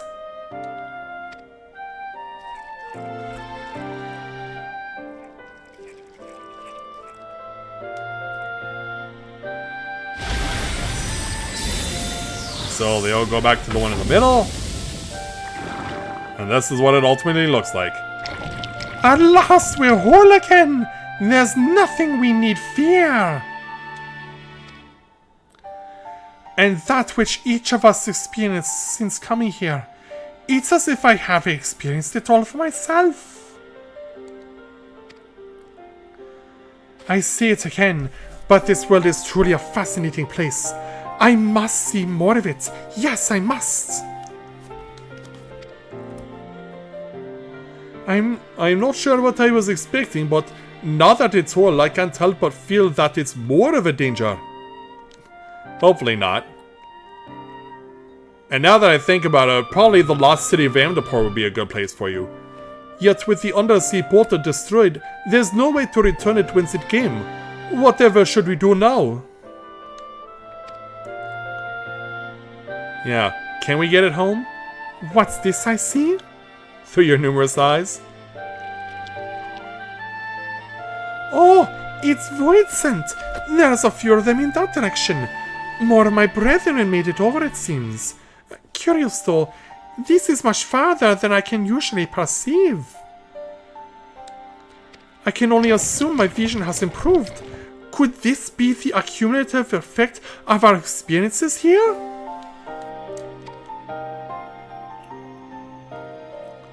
Yeah, let me explain to the scout. It can sense its kind from a vast distance. It's quite impressive. Amazing! Such an ability will make the task of tracking down evading Void Scent a breeze. And if the creature would agree to assist us in this manner, I'm confident that I can convince my superiors to forge a pact with it. Is that something you would want to do, though? Oh, if it means I can remain in this world, then I'd gladly agree to that arrangement. I can't say how much I'm indebted to you, mortal. Working with this fellow here, I'll find a way to communicate with your kind and make myself useful. Thank you for everything!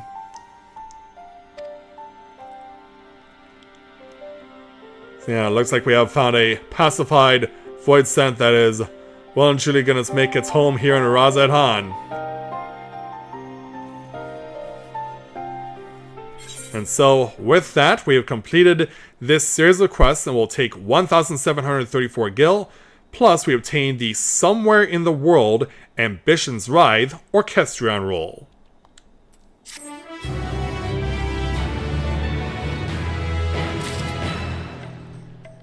And a new chapter, New Game Plus is added.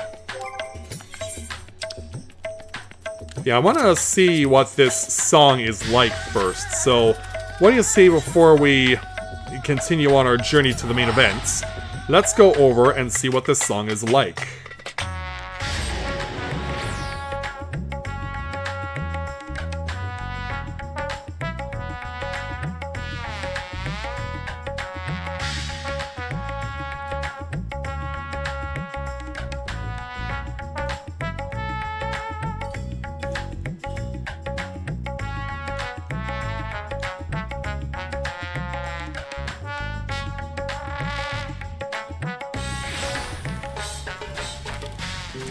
Oh, by the way, we have a new piece of furniture. We have a outdoor swing set that anyone can use. Doesn't actually swing though, but it's a very beautiful thing to have.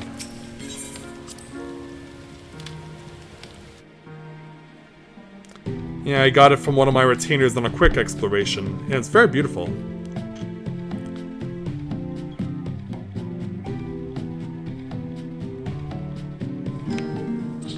Alright, so let's see what we've got with this new song. I'm guessing this will be in list 2? No, it's not in list 2. Yeah, maybe in the others lists.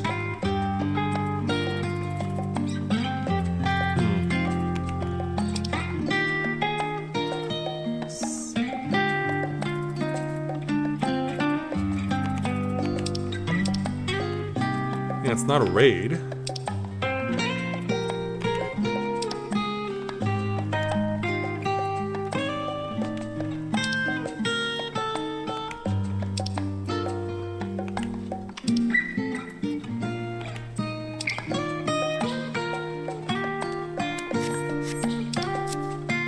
Somewhere in the world.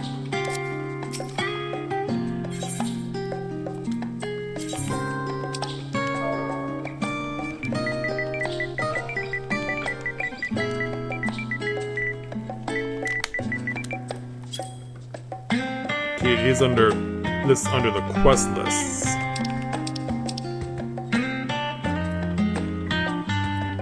Oh, it's song number 55, okay. So let's see what we're hearing. Okay, so this is... It's Golbez's theme, basically, is what it is. Alright. Yeah, I guess we kind of had a feeling that this song was gonna appear as an orchestral roll at some point, and now we know where to find it and how to get it. So, now that we have accomplished that, as creepy as this music sounds, I'm sure that it's been certainly worth it, though, to go get it on this series of quests. But now, it's time for us to begin the main event, the grand finale of Endwalker.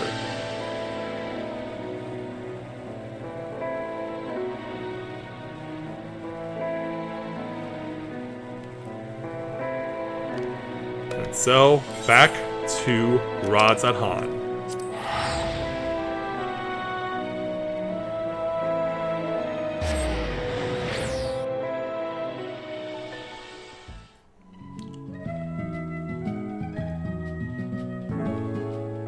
Yeah, I would have thought that a song like that would have been much further down the list.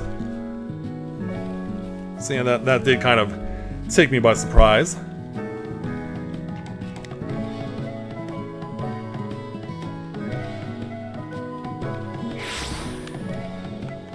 Alright, so I'm gonna wait it out a little while longer.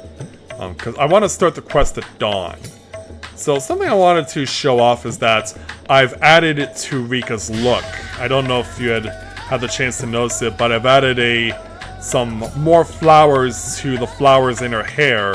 This is a corsage headpiece that I ended up getting. I got a whole bunch of them for a concert that I was hosting on behalf of Rika's RP, and so I was able to get her this headpiece and also gave headpieces away to people who came to watch the concert, and everyone had a great time. And it's something that I've definitely enjoyed over the course of the last couple of years, is hosting concerts down at the FC house in Shirogane. I'm definitely satisfied with how all that's turned out, and I just hope that if I ever get the opportunity again, that I'll see some more awesome stuff take place.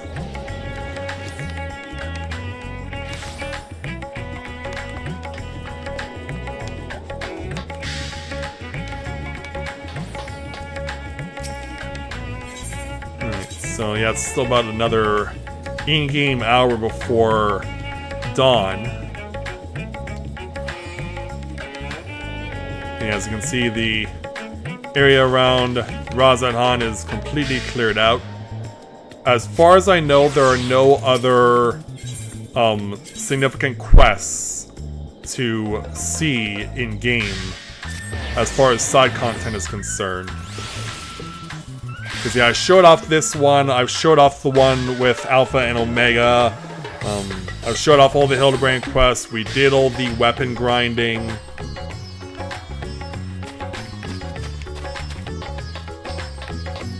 Yeah, we've really done a lot. And of course, there's still some people who are continuing to play that are not as close to the end of Endwalker as someone like myself. Yeah, this person, for example, looks like they're just getting started. Yeah, because they're... Oh, wait a minute. Their Reaper is level 90, but all their gear is level 80. Okay, that's strange. Now, this person actually is at level 90 as well, but has gear that's a little more closer to... more suited for what is needing to be done. This person also has level 90, and he's properly equipped. He's got level 90 everything. He's got all item level 640. And he has jammed as much materia as he possibly could into this thing. Yeah, he shoved as much materia as he possibly could. And his FC name is quite humorous as well. Pile of Stink. Do they stink that badly? They're based over in Ishgard.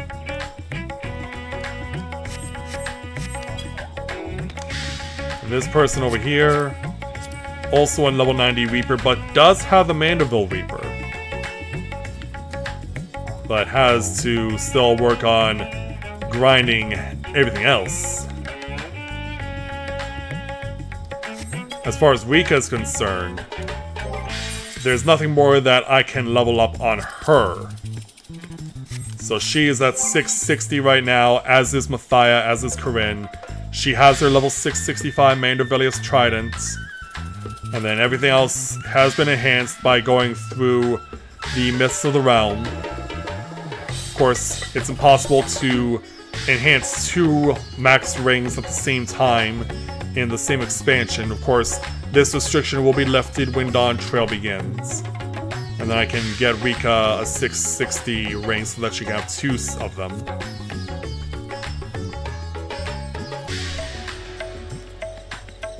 But as far as everything is concerned, for our max stats, her max stats are going to be at 82,740 HP. She's going to have strength of 3365, which will also be your attack power, 3,653 vitality. Her crit hit rate will be over 2,000. She'll have over 1,800 determination, over 1,500 direct hit rates. She'll have a 3,551 defense, 2,800 point magic defense, and a skill speed of 729. So, just to give you an idea of what my characters are going to be looking like as Dragoons going into the new expansion. But by that music, it is now time to switch back to being in more casual attire. And so, with Varshan and Ajdaya all ready for us to begin the climax of this legendary journey, which under the old expansions would have taken 2 years to complete, but of course this one took 3. We all know why, how long it took and why, but at long last we are about to reach the finish line. Let's go ahead and speak with Varshan and take on the next main story quest of the Endwalker epilogue, entitled When One Door Closes. Varshan has a message from Charlian. Ah, Rika, one of my clerks was just here with a message for you. The students of Baldessian requested your presence in Charlian at your earliest convenience.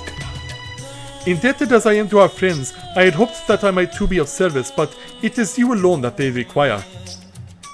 If you've no pressing business, pray make your way to the Baldessian Annex at once. Jika awaits your arrival. In the meantime, I shall continue showing Azdaya the city. From notable landmarks to the people's lives, there is still much and more for her to see. I'm sure she's looking forward to it. Farewell for now, my friend. I look forward to the day we set forth on another adventure together. Yeah, whether it is as you or as your adult form, we'll find out, maybe. And thus away they go, and thus our time in Razat Han has come to an end. Let's make our way over to Old Charlian.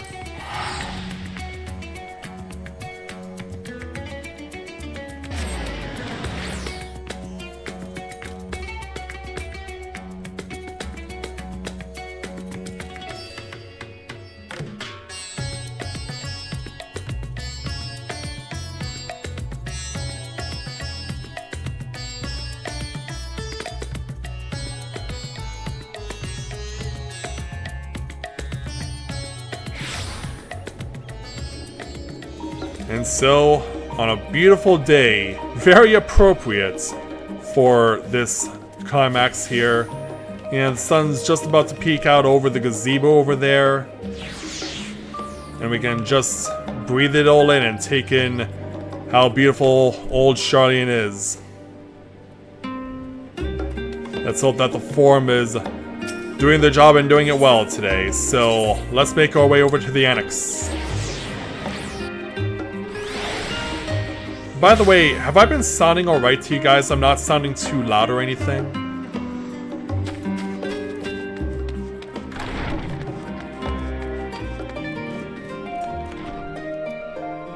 Hey there, Ojika, how are ya? Ah, warm and hearty welcome to you, Rika. I gathered you received our message? Please wait here while I fetch Kral and Graha.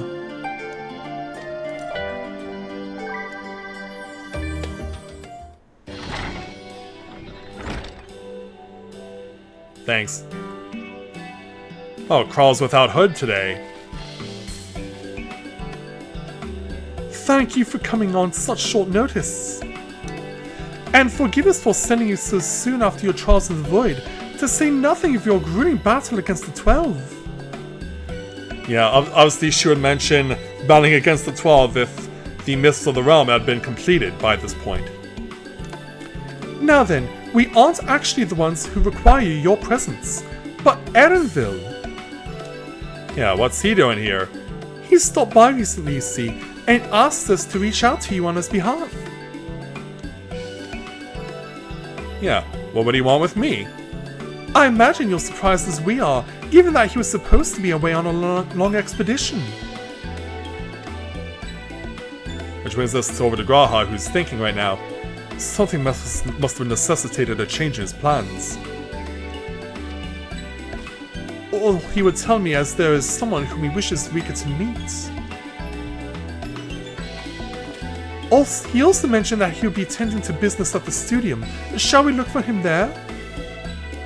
Sure we can. Take care, Ojika.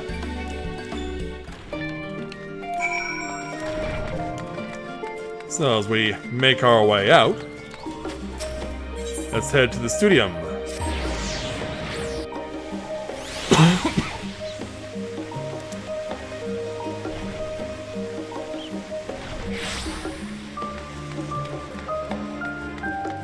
So there are Kral and Graha. Now then, where is Erenville?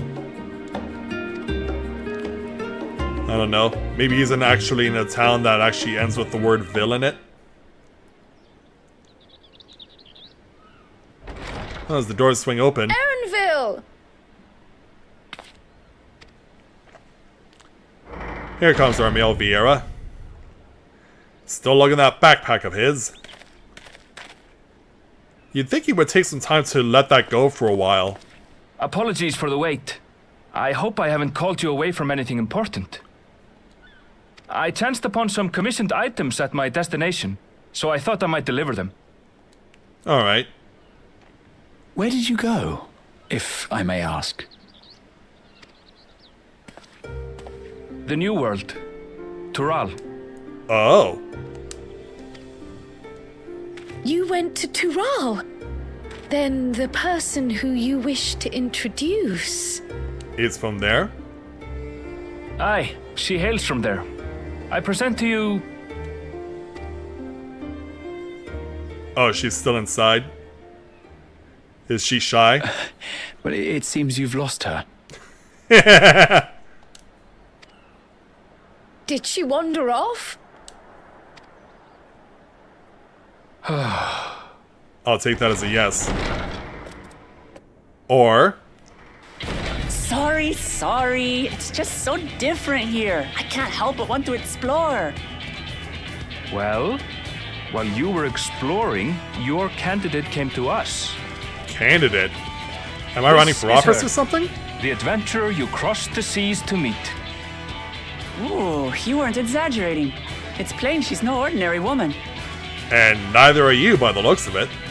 I'm Uklamat, claimant to the throne of Tulihuela.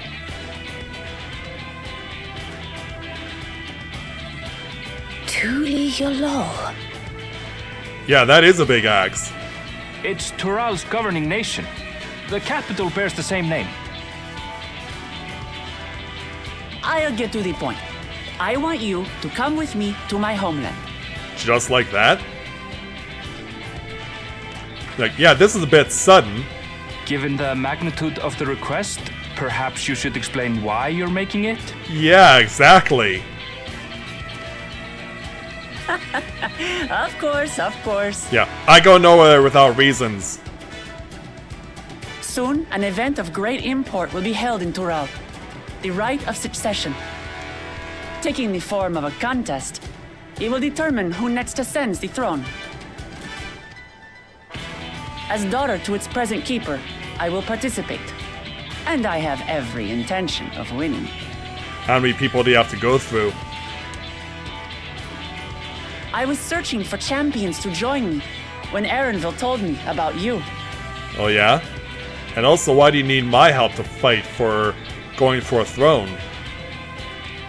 A mighty warrior who knows no fear, who sweeps aside terrible fiends as if they were reeds, who flew to the edge of existence and saved our star. Well, word has gotten out apparently. Yeah, judging by the awkward look on my face. She asked who Eorzea's greatest hero was, and so I told her. Much more elegantly, I might add. Maybe you've said too much. Now you know why. You'll come to Toral, yes? Yeah, slow down here, young lady. Wait, let's all just slow down. Exactly. Wooklamat, was it? You claim to be of the royal family, but is it not the Mamulja who rule in Tural? Oh? Yeah, we know who those are. Those guys are in the Wanderer's Palace. Tulihyolal is a nation of many peoples. Not only the Mamulsha, as some across the seas are quick to assume. That said, its present ruler is a Mamulsha, and one blessed with two heads besides. One of those that's also the final boss of the hard mode of Wanderer's Palace? He's also my father. Not by blood, obviously. But he Yeah. raised me as his own. And that's what matters. Is it really? So that is the way of it. My apologies if I was indelicate. Hardly. I know little about your land, and nothing about your parentage. We really want to know? But in my eagerness, I've gotten ahead of myself. I can't expect you to agree on the spot when we've only just met. Yeah, exactly. Like, you're kind of rushing headlong here. If you have any questions, I'll do my best to answer them. Just know, though, that if it's adventure you seek, you could do far worse than come with me. You're like, okay. No, this is only a rumor. But apparently, the contest will involve the fabled city of gold and the legendary beast, Valyarmanda. Is that so? Tell me that doesn't pique your interest. You'll need to do better than that. Yeah. You have my complete attention, or this is strictly a rumor, nothing more, or Golden City, I've heard about it before. Yeah, in the real world we call it El Dorado, but is this strictly a rumor?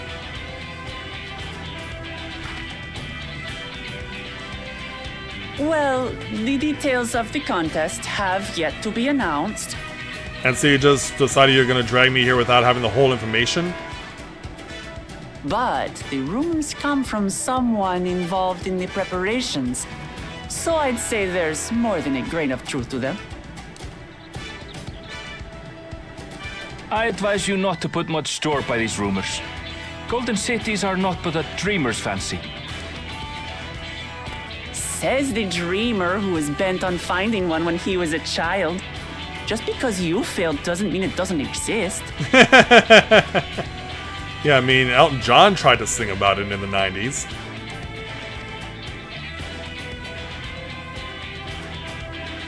Tulihyolal and the Golden City.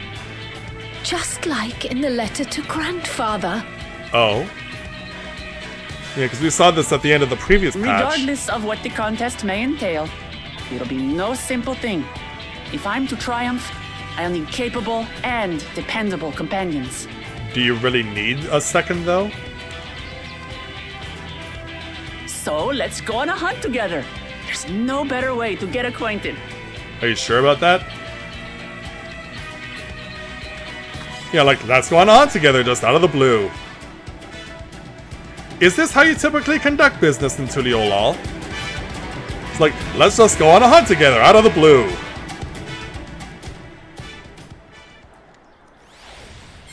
And so with that, we conclude this quest and take 2,584 gil.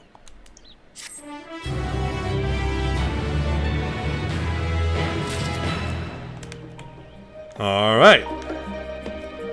So now let's turn things over to Graha.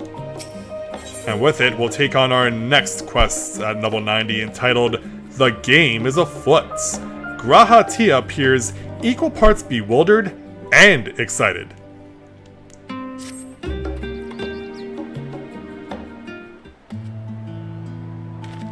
The chance to see not only Tyrol, but the fabled Golden City besides, this is the stuff of grand adventures, my friend. Which is not to say you should hastily accept this invitation, mind. No, kidding. There's still a great deal we do not know. So let us begin to rectify that by getting acquainted with our visitor in the manner she suggests. You sure? I'm not certain what might be a suitable location for her hunt, however.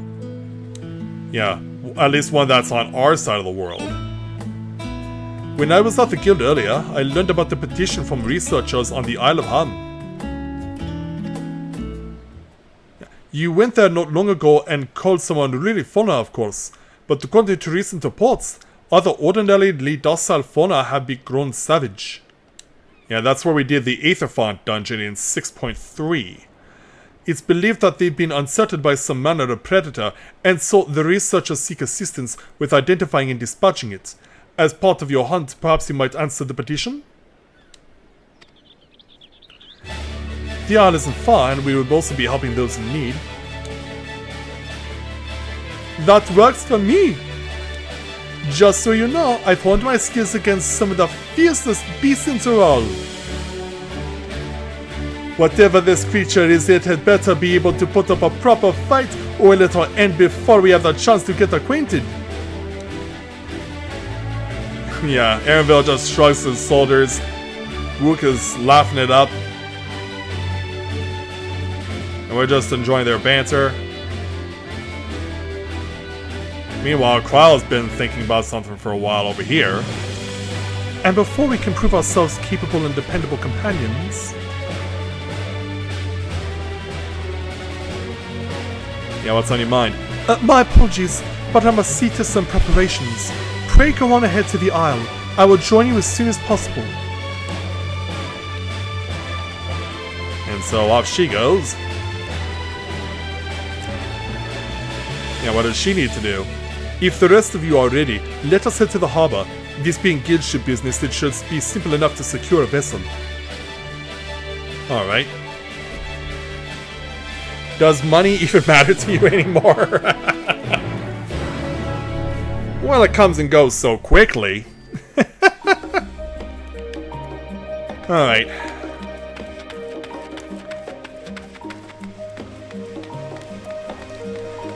So we'll head off to Scholar's Harbor then.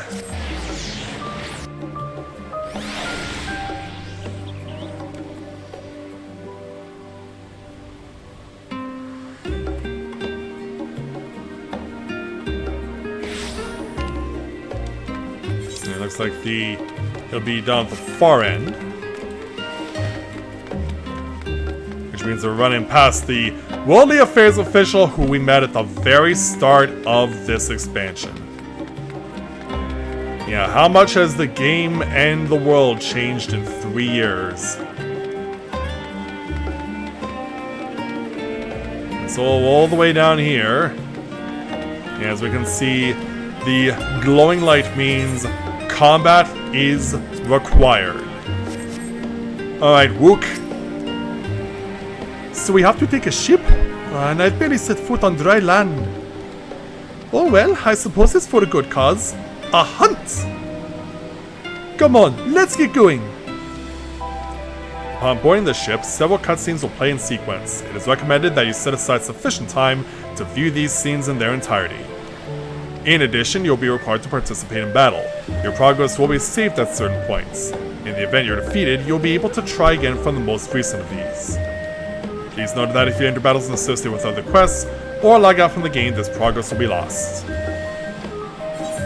And of course, ironically, we're at the maximum possible level for item level, 660. So, yeah, let's go!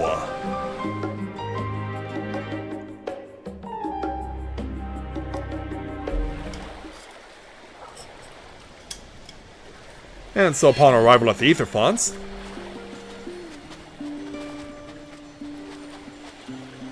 From here, we must walk. So much ice. It rivals even Yogg-Tural.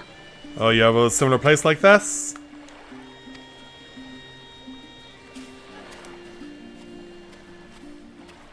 Well, hopefully the icebergs have shifted Oh, favorably. white bear.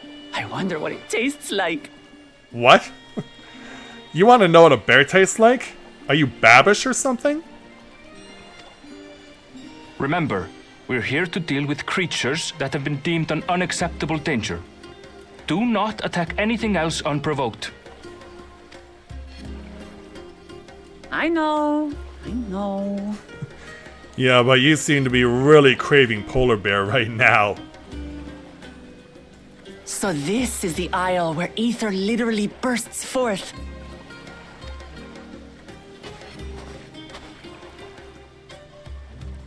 Aye, the Isle of Ham. The geysers lie deep inland, however. You really are knowledgeable. Kona told me nothing about this place. Who? I doubt your brother managed to come out this way. He's like to have toured facilities like Labyrinthos, however. The great big cavern under the city. It's amazing that they could make a sky down there complete with a sun. And yet they did. I'm still trying to figure out how they did it. Yeah, and us two Mikote are just watching these two talking it up. This brother of yours, he has been to Sharlayan. He has. Kona's my second older brother. And until recently, he was a student in the city. He went on and on about technological amusements. It made me want to come here too one day. And now you are. And so I did. I think I understood something of how he felt when I set foot in his beloved studium. He went to the studium? Your brother must be quite a scholar. But I wonder, like you, he'd be royalty, yes? With such a personage coming to Sharlayan to receive an education would surely have caused a stir, yet I recall nothing of the sort. Was he there before you were, Graha? He consulted with the head of the studium beforehand that his identity might remain secret. Being Mikote, he had no trouble blending in. He's adopted like me, you see. Another cat boy? One time, though, he almost let it slip to a professor. It was all he could do to parry the barrage of questions. Wow. Having no shortage of questions myself, I can imagine. No kidding.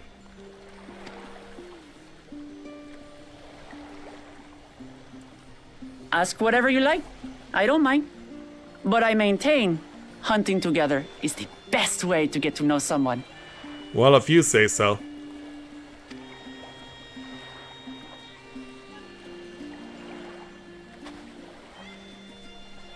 The researchers should be up ahead. Let's find them and learn what we can. Yeah, sometimes I feel bad for Aaronville having to lug that backpack everywhere, especially in places when he doesn't necessarily need to do that.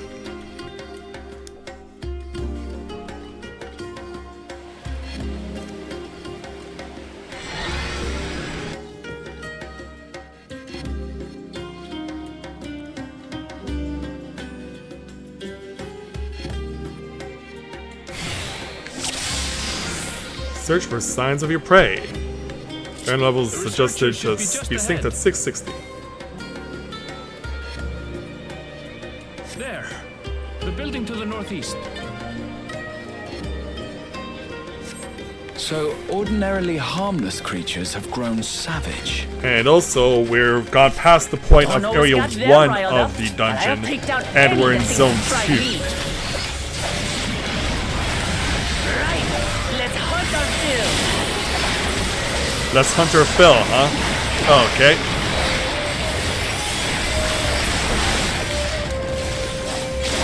Yeah, there, Miss Wuklamat. Show me what you can do with that big ugly axe of yours.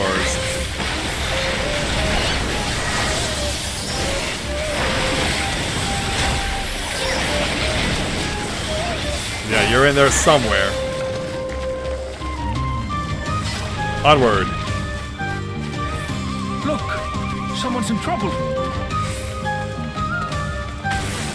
I was about to say, is it one animal that's being tormented by another?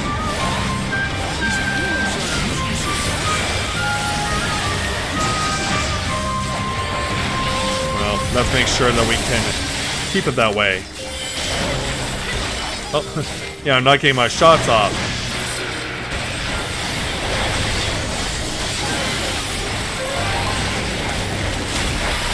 Yeah, we'll take down these caribou.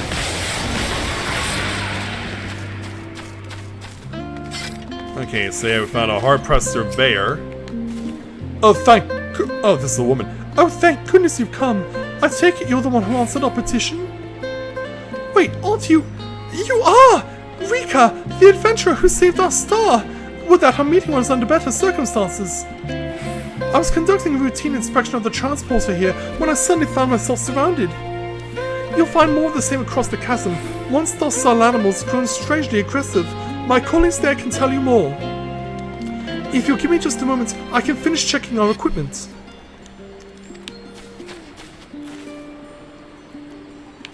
So, Really are famous. guilty as charged. But I'm not alone. And for good reason, as you'll soon see for yourself. Yeah, now if I can stop hiding behind this bush here. Follow me there, Wook. Quite an interesting contraption you've got here. Yeah, there are more like it. Is that our petitioner? Let's go and have a chat. Yeah, I see some more monsters over there. Yeah, we have a distressed researcher and a concerned researcher. The adventurer come to answer my petition, I presume? We're most fortunate to have one of your considerable skill here to aid us. A creature of unknown origins has been sighted on the island in recent days, and we believe its presence has affected the local fauna. The animals beyond this gate are the worst affected we've counted thus far, though we dare not go back. Your task is to quell any threats you find, and search for traces of the beast responsible for all this. If you should find anything at all, we'd be most grateful if you would share it with us. Also, that was another woman. I'll handle Jeez, this. that's happened twice now. Like, I saw the male researcher standing next to her, so I thought, oh, this must be a guy too, but no, it's another woman. Oh, wow, Wook. Is that all? Oh, so that's what you're capable of. Come on, let's pick up the creature's trail. So yeah, you couldn't come to this place here in the main actual dungeon. You find ravaged beast remains torn to shreds by sharp talons. These claw marks. I've seen their like before. So yeah, let's keep looking. It's starting to feel like a proper hunt. I'm sure it is. Let's keep looking around. It looks like we're strolling over this way because we have spotted something else. Although, yeah, tattered plumage. You find feathers are scattered about the ground. There are signs of a fierce struggle. Feathers. But did they belong to the predator or the prey? Let's go find out. So, how do you prefer our prey? Roasted or raw? You presume it's even safe to eat? Yeah. Oh, I see something. Yeah, I saw it first. And maybe I'm wishing I didn't. Animal leavings. The cloying stench of fresh leavings assails your nostrils. Whatever beast left them is likely still close by. Still fresh. Whatever this beast, it cannot be far. But now there's more behind us. Alright then, combat! Let's do this.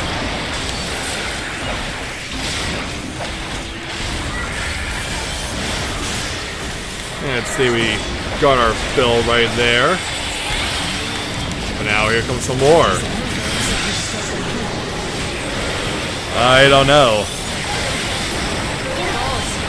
They're spoiling for a fight, and they've got one. They certainly have.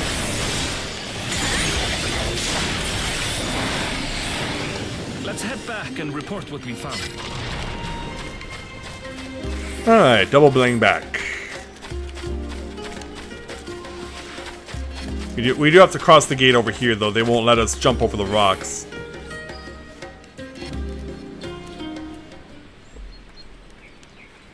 And so upon our return...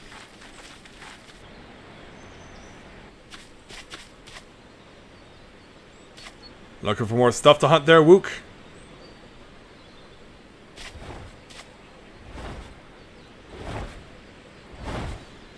Well, there's something. Powerful wings and razor-sharp talons. Worthy prey. You'd have to take it up with Xenos, where that's actually a legitimate statement. Plus, how are you gonna bring it down? Yeah. You think that's worthy prey? How about that? Ah! What is that thing? Yeah. Not even Xenos would recognize the blackbird as worthy prey.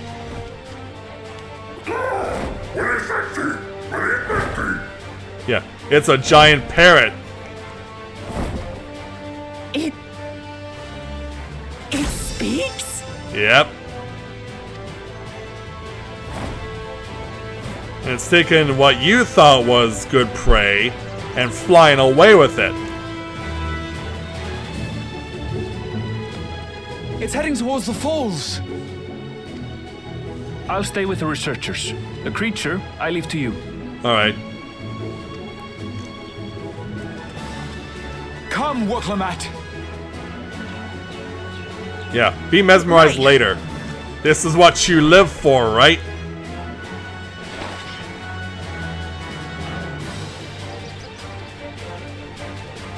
He's still involved with Final Fantasy XIV? Okay, because yeah, I haven't seen him anywhere at all recently.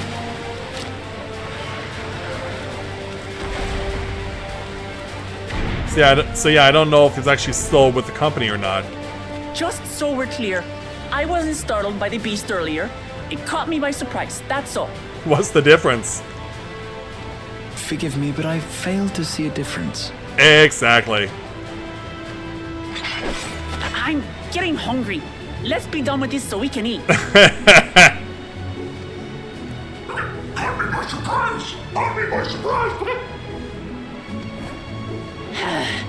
Think you're clever, huh? Yep. I'll rip off that beak and roast you on a spit! Well, let's see if we actually can.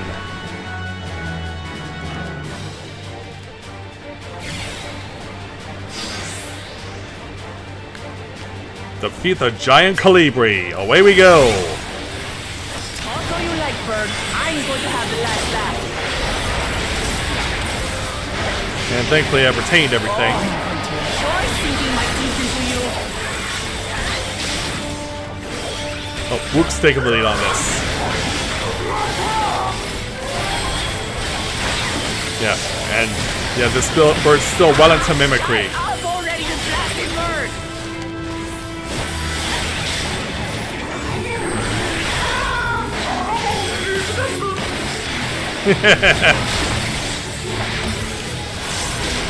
Yeah, do as much as you can to keep her healed there, Graha. Oh, now your trajectory has changed. Look out!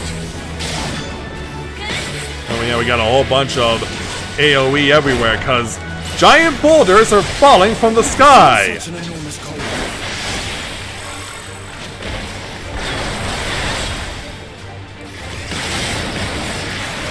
Oh, stack mech. Quickly, gather together. Yeah, cover me, would ya? Uh-oh. Yeah, it just puked on me! I've got you. Yeah, and apparently I can't get out, but Wook can help us out. So yeah, you got the cover mech on your hands.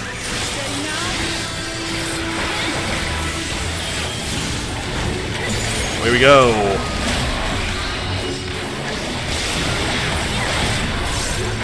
Oh, giant rocks are about to fall again.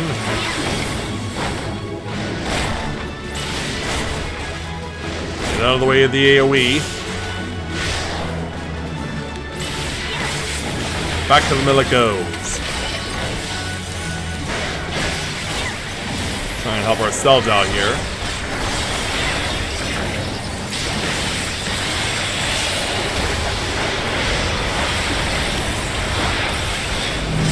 Get clear there, Graha!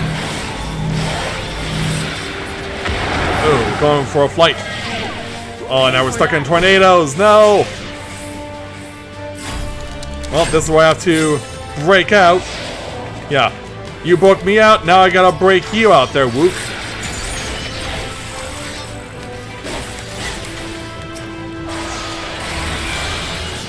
Get clear of danger. Jeez, Wook, what are you doing doubling back? Yeah, that was a bit reckless there, but fortunately for you, you still have plenty of time to make the switch over onto the left. Alright, onward. This Calibu is down to about a third of its health. Oh, look out. Oh! He's lulling me into a false sense of security there.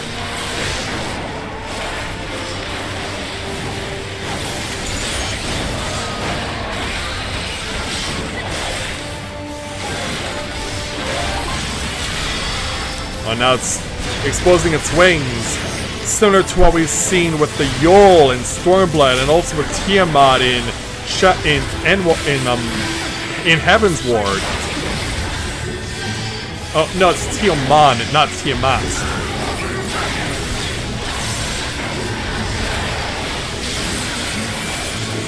And we gotta clip this thing's wings. Oh. Wook looks like she's powering up a limit break. And what a limit break it is. Do it. We have you now, you loud bastard!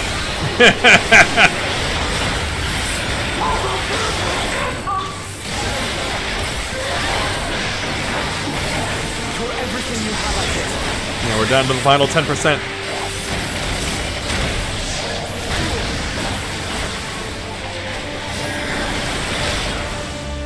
Let's bring this one home.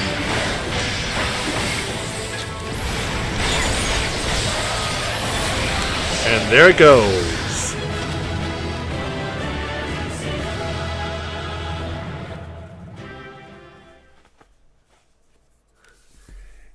And for the first time in an instanced battle, we got the victory fanfare.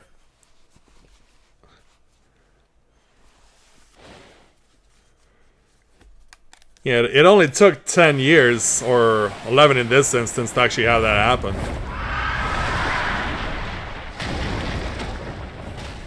And it's down. And I had barely limbered up. Jeez, I can't wait to see you at full strength. Oh, she's twitching. Is that from adrenaline or nervousness? It was a terrible foe, but no match for your axe.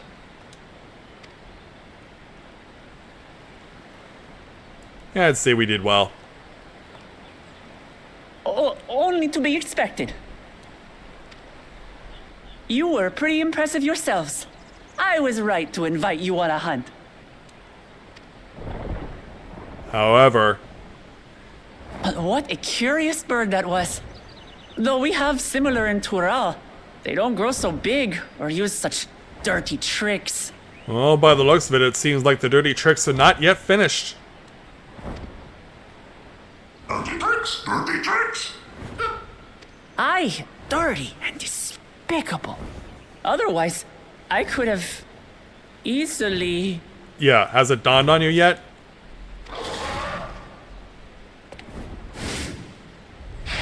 Yeah, he's ready for round 2. Leave this to me! To you, Kryle? Have at you!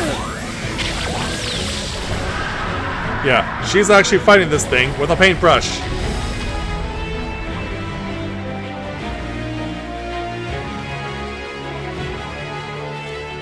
Yeah, that was out of nowhere.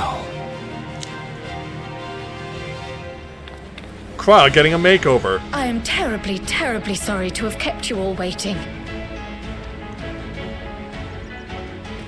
Well, you certainly picked the right time to show up.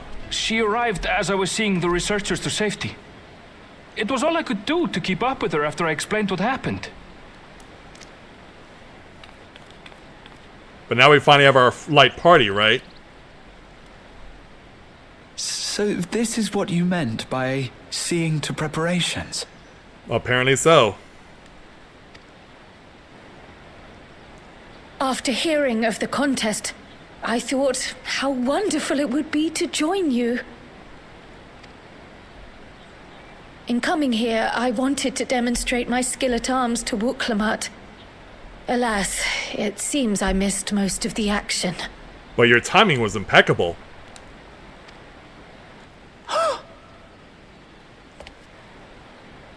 That was amazing! The piece didn't stand a chance! I'm glad to have been of service. May I ask what inspired this change? Yeah. You will recall the time you descended to the ethereal sea in search of Heidelin. Recognizing that my skills were inadequate, I chose to provide support from afar, rather than join you. Seems like more and more people want to be not just spectators, but be active participants. It was the same when you set forth for Ultima Thule. How it pained me to stay behind again and again. That's what inspired this change.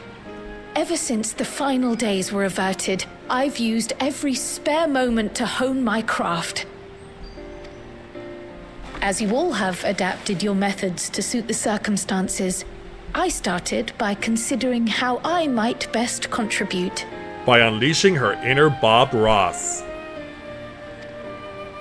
And after much deliberation, I arrived at my answer.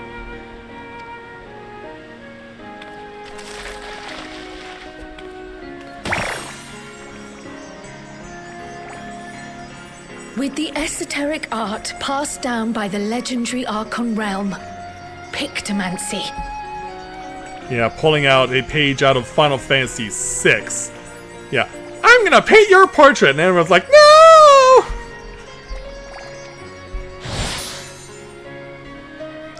As I recall, you have embraced versatility to effectively complement a certain someone's style. What I do is much the same. Like you, I don't want to be left behind.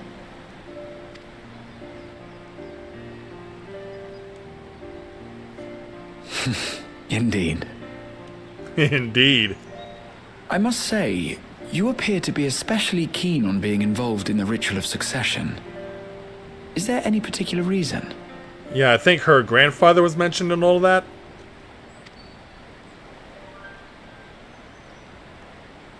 Yes, there is. This letter from Tuli Yolal. Yeah, please show it to us. It was addressed to my grandfather Galuf and turned up among the students' archives. The ink was faded, so I couldn't fully make out the sender's name. Galul, someone. Jaja. Gulul Jaja. That's my father, the Dawn servant. What does the letter say? For what else? What little While you can much make of out. it isn't legible, it appears to be a request to investigate the Golden City. A request to investigate the Golden City? From the Dawn Servant himself? Yep. Well, well. Seems it may be more than a rumor after all. The search for El Dorado is on. Being a member of the royal family, it was my hope that you could confirm the authenticity of this letter.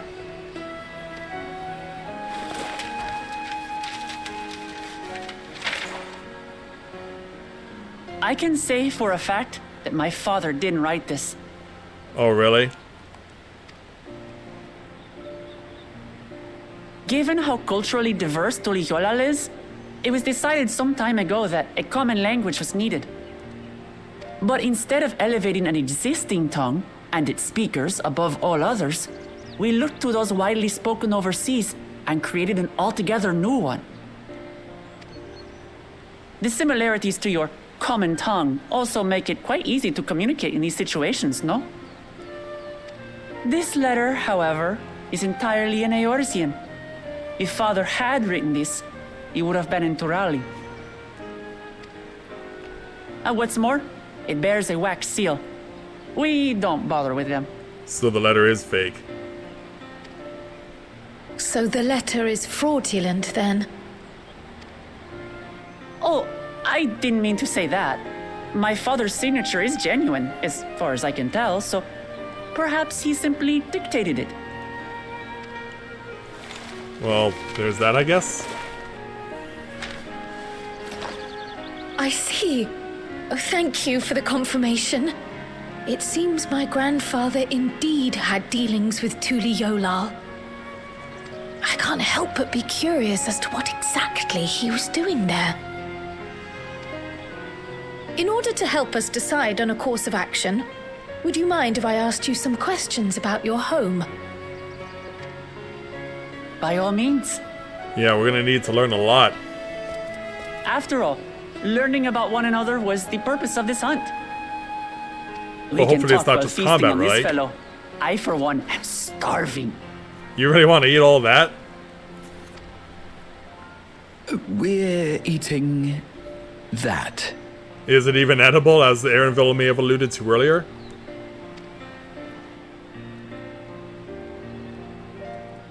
Yeah. Are you going to be able to lug the whole thing by yourself?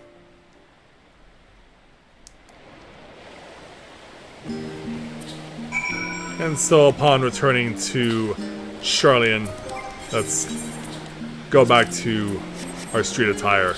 Aaronville. With the wildlife pacified and the researchers safe, our task is complete.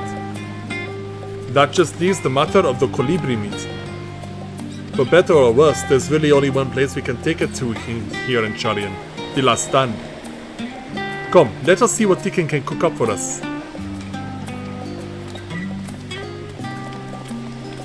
Alright then, let's go make our way there and chow down.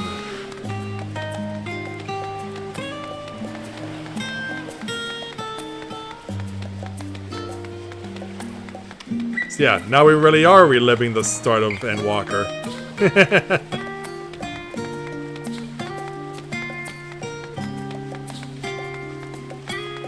So of course, being where it is, it's just a short walk away from Scarlet's Harbor.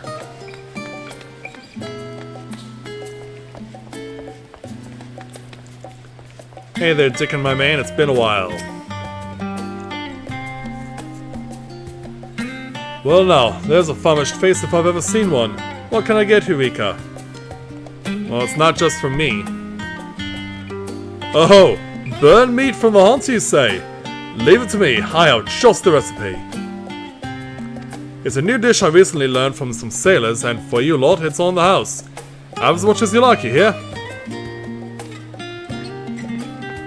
Yeah, because I guess we did provide it ourselves, as far as the meat is concerned, so later that night... Come, come. Let's enjoy the bounty of our first outing together.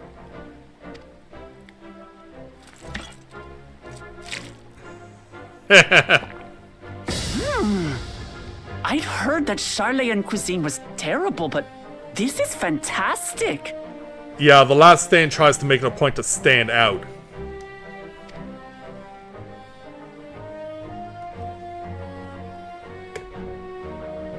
What is this? Oh, it smells spicy. Yeah, was that Zero's curry we saw?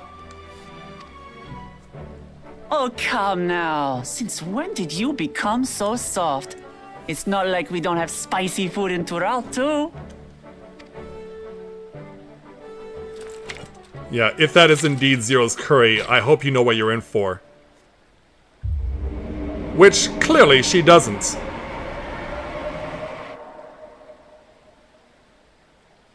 According to Dickon, intensely hot dishes have become popular in Razadhan after a traveller ordered a curry with several times the usual amount of spice. You heard about that, huh? So he started offering the same in order to please the growing Harnish population here in Sharlayan. Was that necessarily a good idea?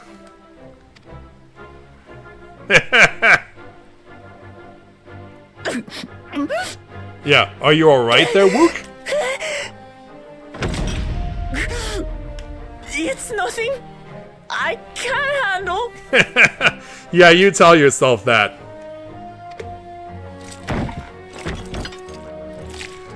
Yeah, so now she starts to chat on like Monster Hunter World. Your boorish manners reflect poorly on the both of us. I wish you would consider your station.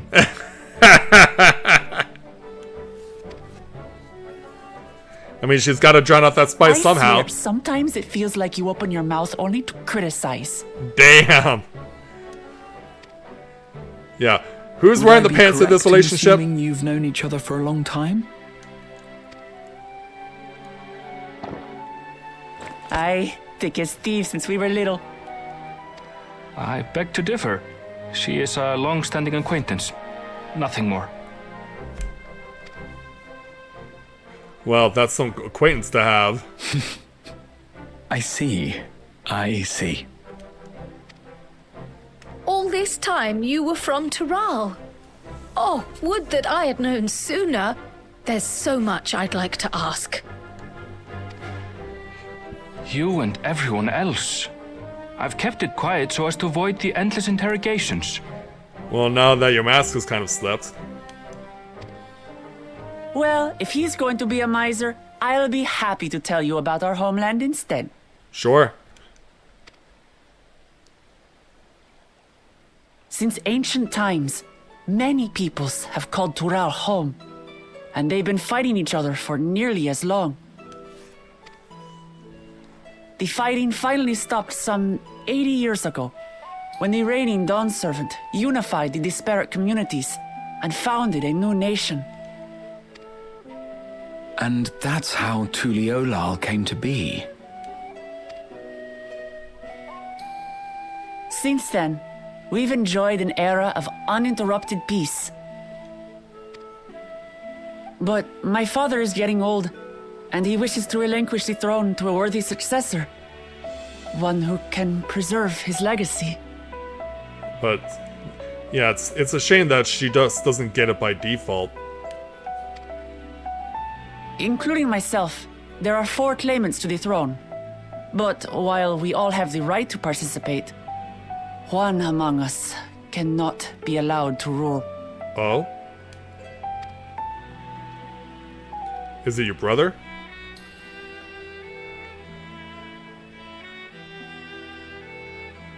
Can you not tell us? A man who is too ambitious by half.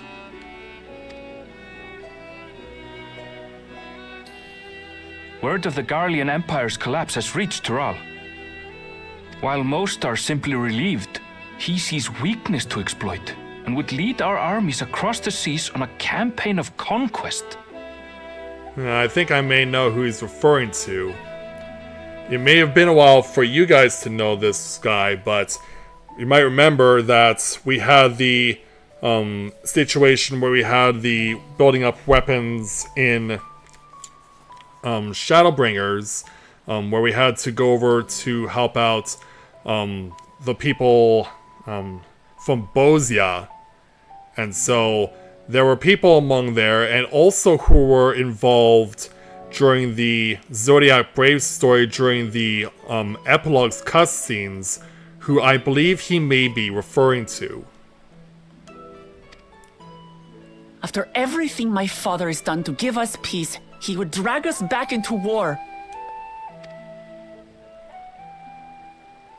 And she's not happy about it. I can't allow it. No matter what, I must win this contest.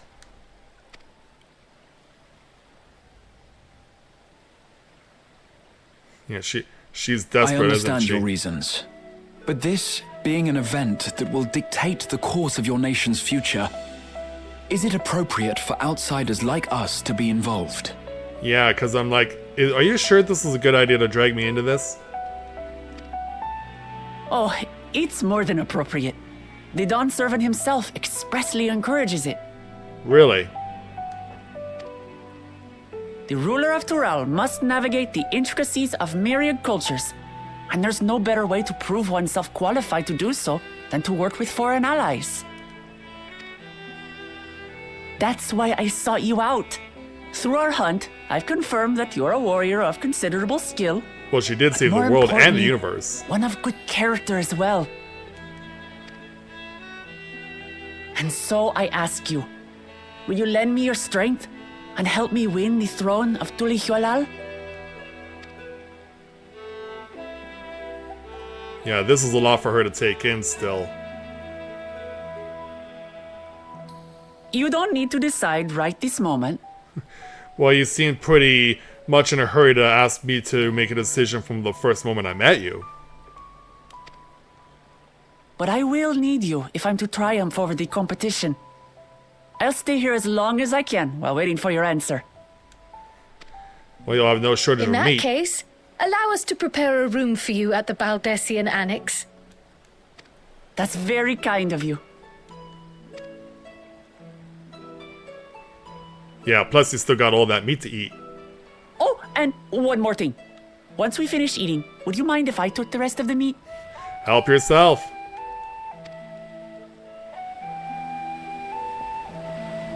Yeah, this big girl needs to keep growing.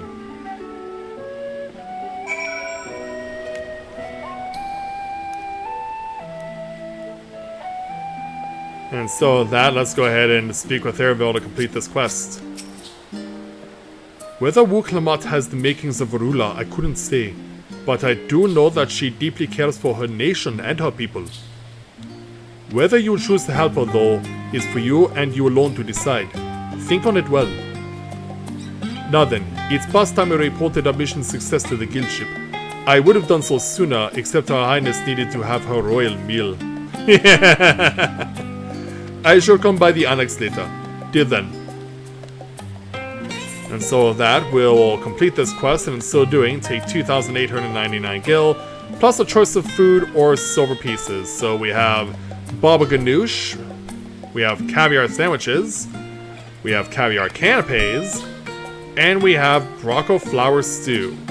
In this case, the best option for me is the baba ganoush.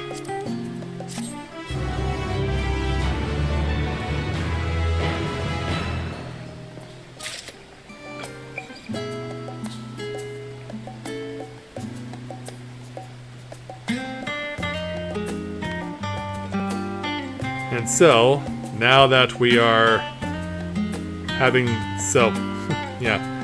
I'm trying to find words because I know that this is the end of Endwalker right here.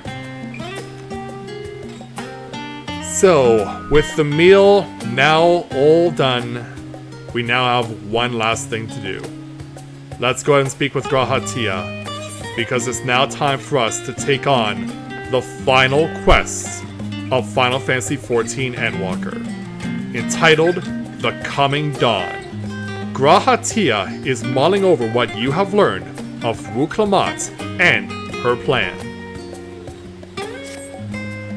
Well, I dare say we now have a fair grasp of Wu-Klamat's situation.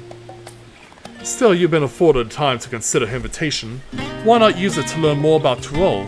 Numenon is bound to have some information on the continent. Yeah, it certainly wouldn't hurt to be better informed, or just the thought of burying myself in books is making me feel sleepy. Like a Stola, right? In 6.1? And it is the middle of the night after all. Quite right.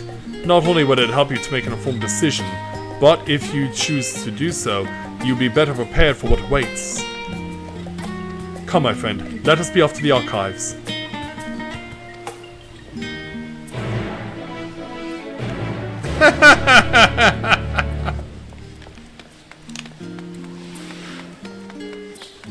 Yeah, I mean, it would make for a pretty bad story if the Warrior of Light just turned everything down.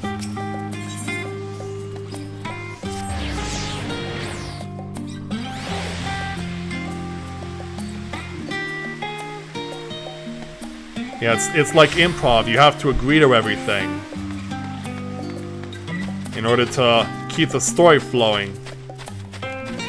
So yeah, Puddingway is still chilling out here, obviously not only reading on recipes for pudding, but of course chowing down on it too.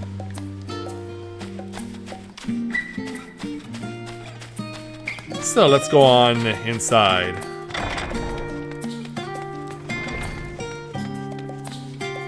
And see if we can find the information we need, beginning with this blue-covered book. The origins of blue magic can be traced back to the esoteric practices of the Wallachie, a tribe in the distant continent of Tyrol. The tribe holds nature in the highest, and in seeking to cultivate a spiritual connection with it, they have learned to harness the power of the wildlife around them. In exchange for teaching them the common tongue, I was permitted to live among them and train in their ways. Those days were some of the most grueling I remember, but they were tremendously rewarding. For instance, I had the privilege of visiting Lapis Canyon, the tribe's sacred grounds. It is so named for the cerulean deposit that wells up to the surface, turning the entire canyon a brilliant blue. Under a shaman's watchful eye, I finally managed to master the Wallachie's art and make the animal's powers my own. As no name existed for it in the common tongue, I took the liberty of naming it Blue Magic. The reason I chose this color, as you have doubtless gleaned, is for the significance it holds to the Wallachie. I cannot think of a name more fitting to honor the people with whom this noble magic was born. Yeah, we know who was the first to make that journey, right? If you've ever unlocked Blue Mage, you know who's responsible. So now we gotta go all the way to the far end of the Numenon for the next book. So let's see what's in this one. Let us begin by comparing the geographical characteristics of the three great continents and Tyrol. The former stretches from east to west, and lies entirely within the northern hemisphere. In contrast, the latter extends to the far reaches of both northern and southern hemispheres, and a difference immediately presents itself in the form of climate variance. Shifts in climate tend to be gentler when moving east and west, but harsher when moving north and south. Owing to this fact, longitudinal migration is far more common in history, whether it be by men, animals, or plants. A case in point is the Alligans, who rose to power in Aldenard before advancing east into Ilsebard. Their movements will be mirrored thousands of years later by the Garleans. Boo! Meanwhile, although the disparate tribes of Tyrol waged war with one another for generations, stymied by the climate, none could make any great headway north or south. Tribes hailing from frozen lands withered beneath the desert sun, while those that thrived in open plains could not pierce dense jungle. Such was the way of it until the leader of the Mamul Jah succeeded in bringing the continent under one banner. Given the land's divided history and the reason thereof, one cannot help but be in awe of this feat. Truly, it is a testament to the Autroc's greatness. And that is a hard word to say. So as we go around the corner, let's find this faded tome. Every land has given rise to unique wildlife, and the continent of Tyrol is no exception. Yet while some bird creatures have become a familiar sight in Eorzea, many and more exist that are rarely seen this side of the Indigo Deep. This tome introduces a select variety of species as described in the testimonies of sailors and adventurers. Alpaca. Accustomed to Tyrol's craggy mountain ranges, this four-legged beastkin has been domesticated for seemingly hundreds if not thousands of years. I'm surprised they actually call it an alpaca. Their soft, white fleece is highly prized by weavers, while their strong legs and sure-footedness make them capable beasts of burden. Wyver. This ferocious scalekin is native to the dense jungles of Tyrol. Mamul Jah have succeeded in taming them and utilizing their prodigious strength for manual labor.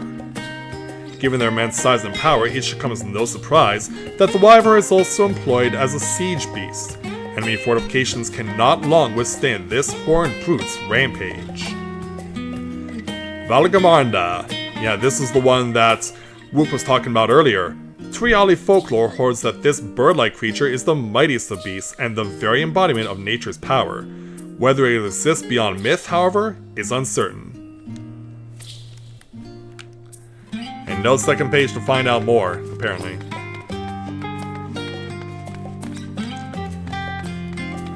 And one more book to go. This unblemished book. So it must be fairly new, right? It is impossible to adequately discuss Eorzean cuisine without speaking of the land from which many of our modern-day staples hail, the far western continent of Tyrol. Ogre pumpkins, zubi tomatoes, even the ubiquitous popoto, these crops and more that regularly grace the Eorzean dining tables trace their origins to the New World as the place is known to most. The tale of this culinary immigration begins in the year 1498 of the 6th Astral Era, when a Lamentan sailor named Keteranram successfully traversed the Indigo Deep to arrive at the theretofore unknown continent. Keteranram spent several moons exploring inland, in the course of which he encountered the denizens of the sprawling nation of Mamul Jah. He was even granted an audience with their supreme leader, whose confidence he won along with permission to roam freely. Keteranram would return to Tyrol several times, but during his first expedition he charted the land and gathered myriad root vegetables and seeds to bring back to Limsa. The most notable of these was the popoto, whose ease of cultivation and nutritional value saw it quickly spread to all corners of Eorzea. Produce was far from the only bounty of Keteranram's expeditions to Tyrol. Many tantalizing recipes such as the bean-filled burrito, and gripping legends such as that of the Golden City reached our shores by way of his ship. To those outside of Keteranram's circle, Tyrol largely remains shrouded in mystery, yet its influence on our cuisine cannot be overstated. Many scholars, myself included, would relish the chance to immerse themselves in the culinary culture of that faraway continent. And my voice is going to give out on me again. Having perused the wide selection of books relating to Tyrol, you are somewhat better informed about your potential destination. Graha Tia will be eager to know what you have discovered. Should you wish to read these books again, speak with the reference page. And that I shall do. Well, before I advance further, my throat needs a refill.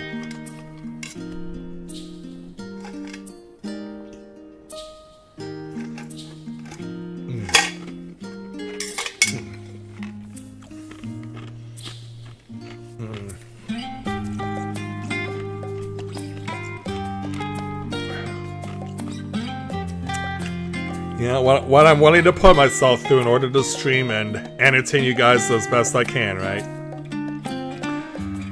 Alright, let's speak with Graha.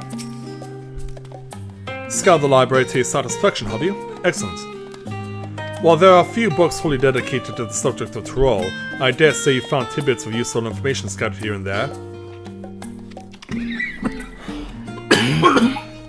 Come on, throat. But come, let's continue this outside. The maps do not take kindly to chatter. No, definitely not.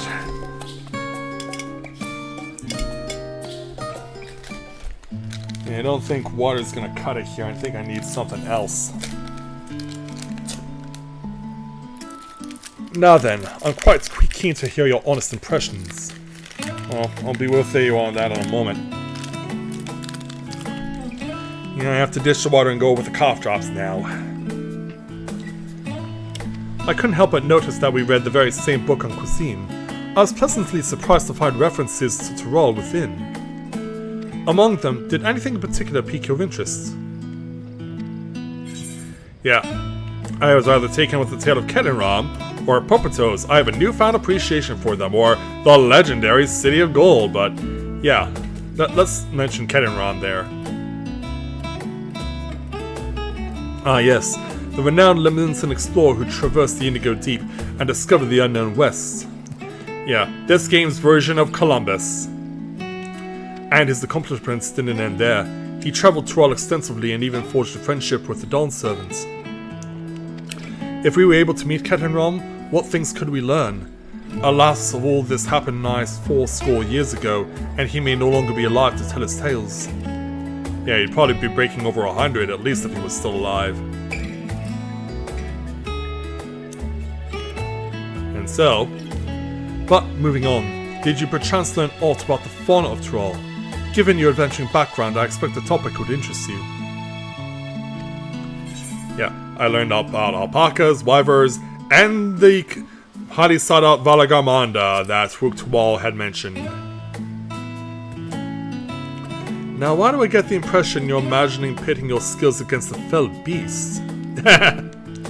Unfortunately, I found scant details on your would-be prey. One source simply described it as an enormous winged creature with scales hard as steel that rule the skies. I should like to see it with my own eyes, presuming it even exists. As now the dawn is arriving. Very fitting. I thought I heard familiar voices. Yeah. Hey there, twins. How are you two doing? Fancying running into the two of you here. Yeah, just two Mikote having a chat. Well, well. Have some research of your own, do you? Aye. We hope to arm ourselves with knowledge that may benefit the Guardian people. Having forged a new trade arrangement with Arazat Han, they will next look to foster relationships with other nations. This includes former imperial provinces. In view of this, we hope to find hints in history on neighbours of differing races and ideologies that might engage with one another. And what of the two of you? What endeavour brings you here this day? Well, should we tell him? 'Cause yeah, you missed out on some excitement. So as we go into a great length about it,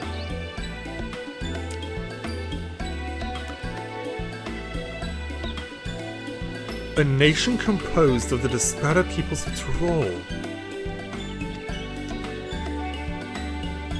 I dare say this is precisely the kind of example we seek. We do well to read up on Tuliolal ourselves.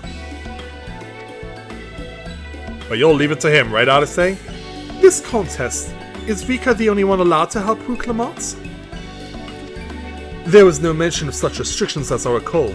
On the contrary, Rook Lamont gave us the impression that she could have several champions. I think I know how to make the most of our respite. Follow me, Alphino, we have planning to do. Odyssey, wait! Yeah, she's dragging you in. 'Twould seem our plans have changed, if you'll excuse me. Yeah, who needs to help out the Garleans when you can just decide that you want to pick a fight? Yeah, and we're both sitting in shock. They never could rest on their laurels. No. Come, let us return to the Onyx. Good idea.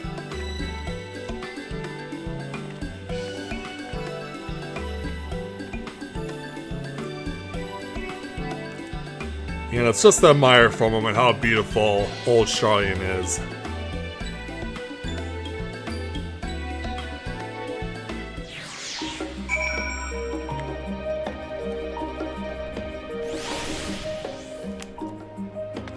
Alright, so yeah, he'll be waiting for me just outside the annex.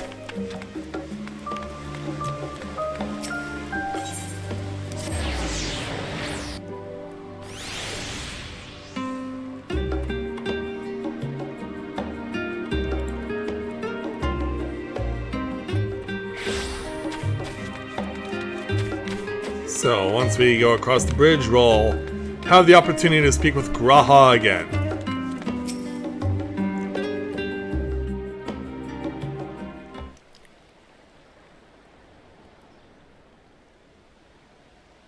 Just enjoying the sunrise.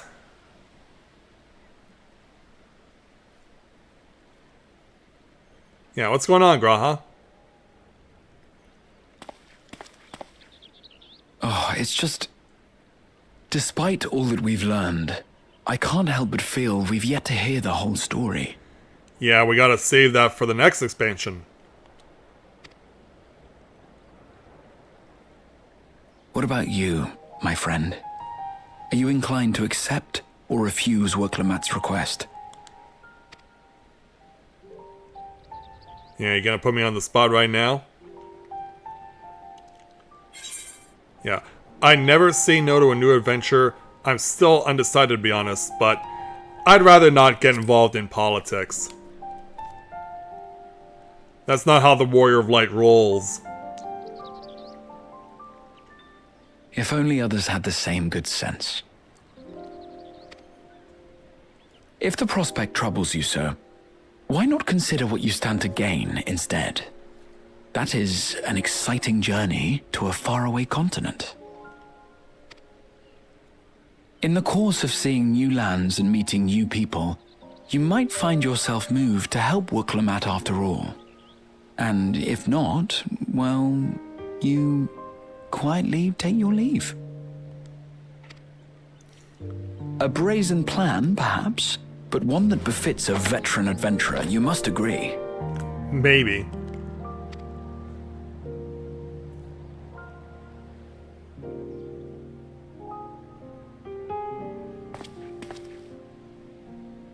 Such a journey would be the envy of many a scholar.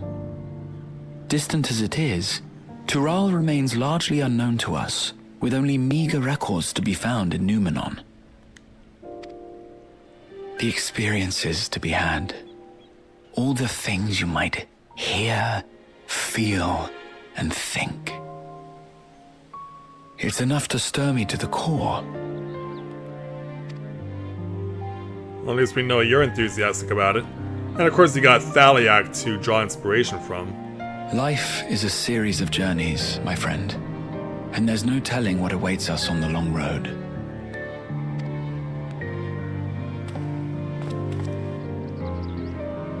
But what's important is to be true to yourself as you walk it. I agree with that statement. Only then can we hope to be content when we arrive at the end of one and step forward into another.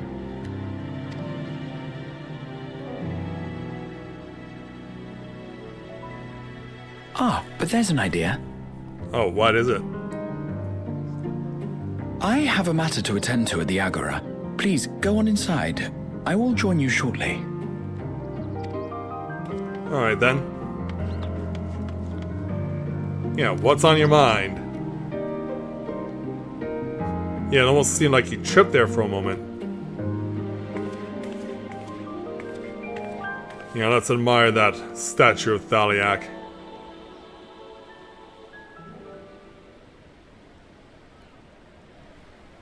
Oh, hi Thancred. Were you eavesdropping the entire time?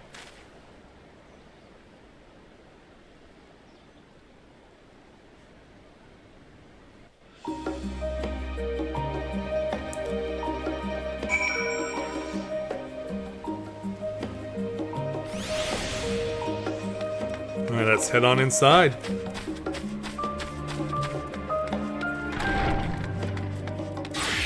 Hey there, Ojika.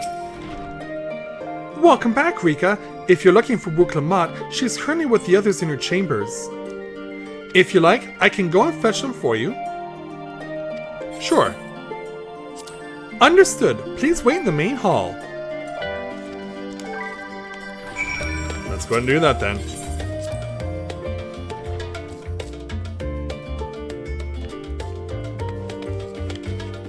So let's go ahead and just chill out here for a while.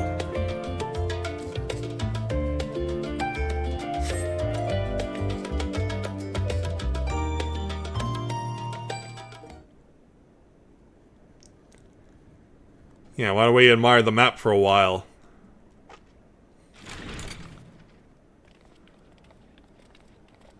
Well, here's some of our friends joining us. Hey there, Wook.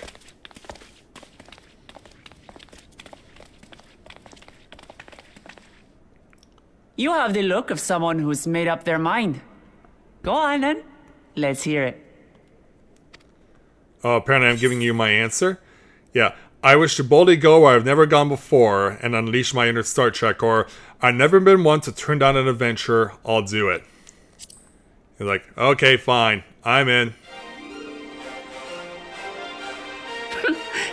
Excellent.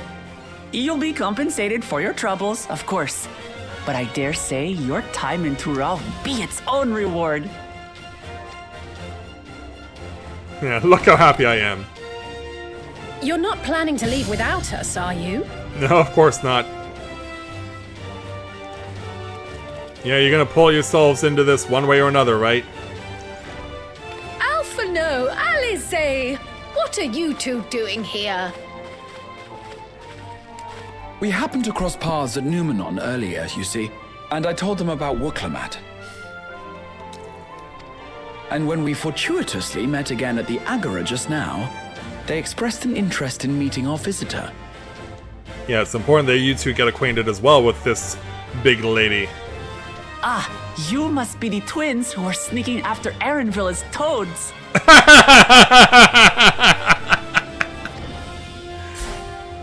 100 things about us you could have told her, and you chose that. Well, that is his best memory of you. First impressions last. Yep.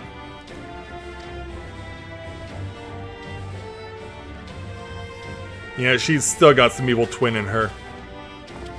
Even after all this time. 'Tis an honor and a pleasure to make your acquaintance, Your Highness. Alphano Leveilleur at your service, and this is my sister Alice. Oh no, let's not do that. I really can't stand titles. So, you want to participate in the contest too, is that right? Indeed we do. We've been assisting with the rebuilding effort in Garlemald. Yet while progress is being made, the question remains of how the nation might reconcile with its neighbors. We believe there is much we might learn from Tuliolal, a nation founded on unity. And in return for this honor, we would spare no effort in supporting your claim. The more the merrier, I say. And I'd be keen to learn about Eorzea and Garlemald from you as well. So I guess they have a mutual Having understanding. recruited so many committed and capable allies, I presume you have no need for my continued assistance? Yeah, my work here is done. Nonsense! Like I told you before, you're indispensable. They're strong, aye, but strangers to our land. They need someone to guide them, to point out the dangers and spare them grisly deaths. I can't think of anyone better suited to that task than you. What's more, despite your assertions, I know you haven't given up on the City of Gold. Yeah, El Dorado is beckoning you.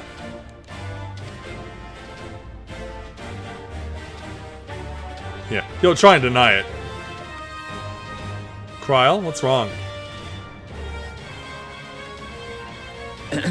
As I recall, Kryl, you were the first to state your desire to visit Tural. Perhaps I was. Oh, don't tell me you're getting cold feet. Still, I can't help but worry about being away just when our order is beginning to find its feet again. Well, you've had 3 years to You rebuild. have nothing to worry about. I haven't forgotten how you held the fort while I set off to explore Alzadal's legacy. It's only fair that I return the favor. Pray, leave the students to Ojika and me. But, Raha... Like, I don't want to make you not come along. You're like, are you sure, Graha? You want to retrace your grandfather's steps, don't you? This is a rare opportunity, and I insist that you seize it. Oh, she's gonna cry. Thank you, Raha. Thank you. Well, looks like it's settled. I'm counting on you all to help me win the throne. Alright then. We gotta have a princess maintain her lineage. I suppose now is a good time to show you what I spent a small fortune on at the Agora. And what's that?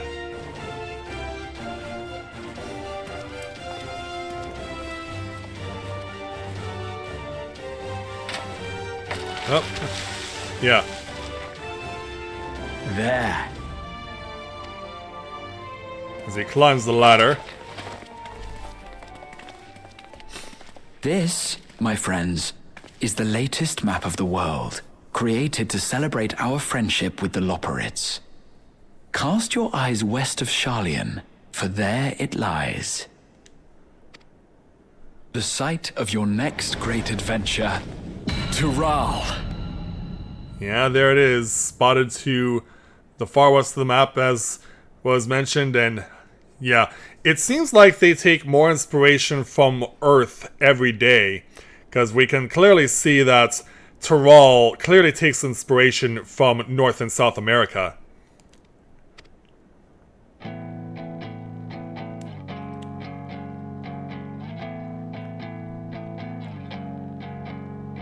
Let's all just look together at the much smaller map, but with a lot more detail. And a whole new world to go to.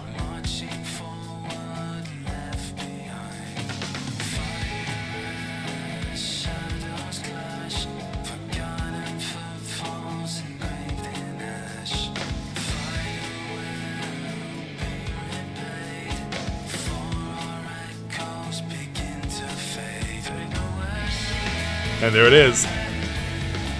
My 10-year Let's Play journey of Final Fantasy XIV is over.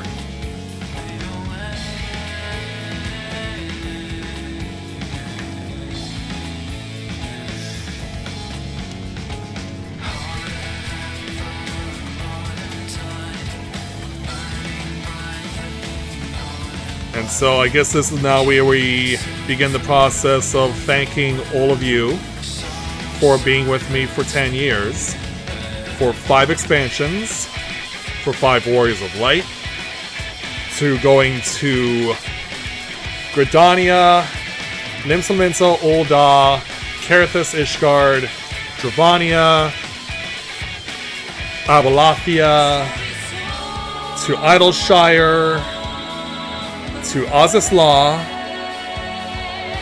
to Girabanya, to Rolgar's Reach, to Doma, to Kugane. Some of this may be out of sequence, of course. Then back to Girabanya, and then to Alamigo,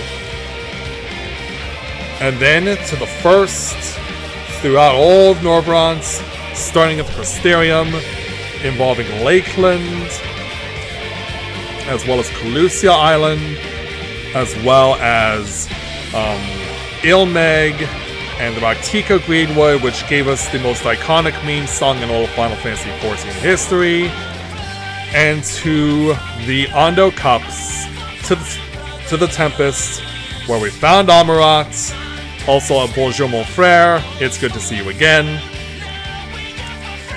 And then, of course, it came over to Endwalker, which took us to Sharlayan, which took us to Razathan, and then to Garlemald, the Mare Lamentorum, aka the Moon, and then to Elpis, and finally to Ultima Thule.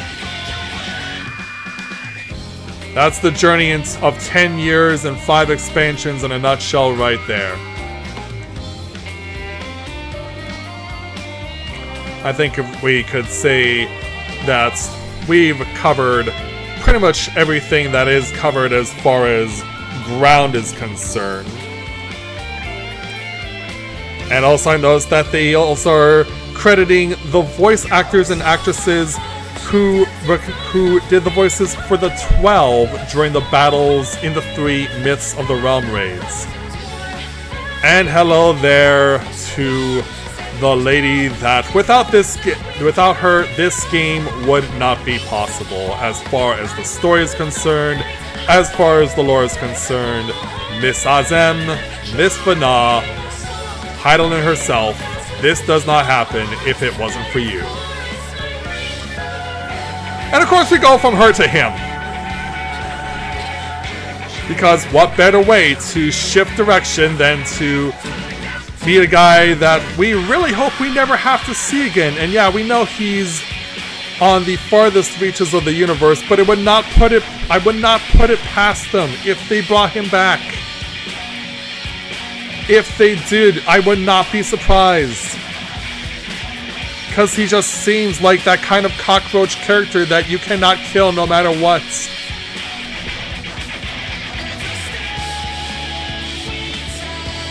And of course, we now get to flashback through everything that occurred within the epilogue. It all began with a treasure map that led to going into the 13th. Checking that entire place out. Bringing out Zero from it.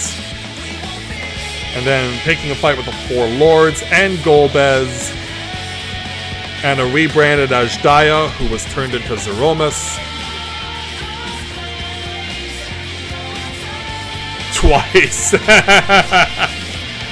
Yeah, no doubt.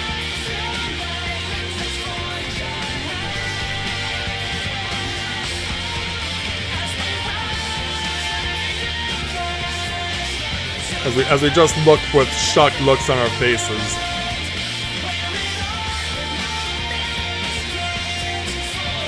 Yeah, that is the 10 years of Let's Playing this game in a nutshell. And of course, Y'shtola showing off her skills at summoning familiars.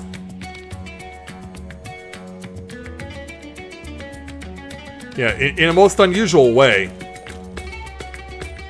And while I know everyone loves her Knight's Blessed attire, I really would like to see an updated look for characters like Y'shtola, because we know from what they've teased, we will see Y'shtola and Thancred and Urianger in Dawn Trail. In what capacity, we don't know, but it would be nice to see them get a makeover because, yeah, I'm sick of their emo looks, honestly.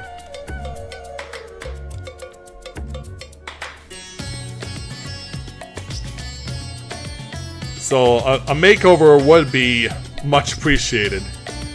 I mean, heck, they've already given one to Kryl, surely the 3 of them can get some makeover love too.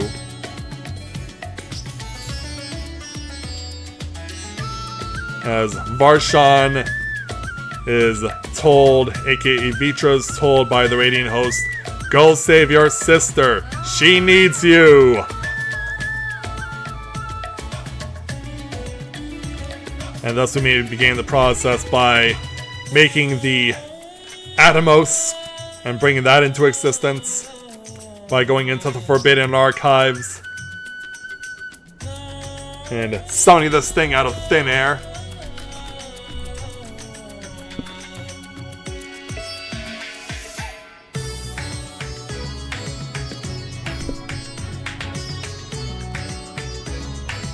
Yeah, some color would be nice. Like, we can't always be emo.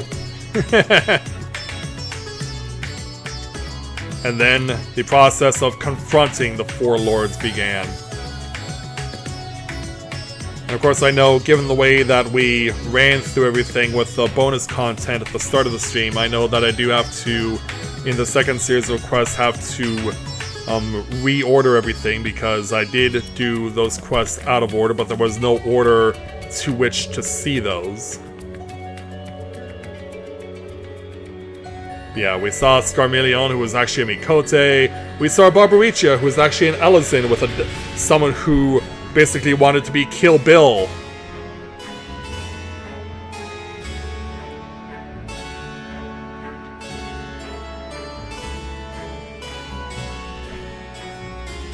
Well, Minfilia wore pink, keep in mind. She wore pink and some purple as well, so it's not like she was one note. And I also remember that the Scions also included the twins, and they both wore blue until one of them started to wear red. And yeah, of course, the moment when Zero first locked horns or locked eyes with an Arco Sodara.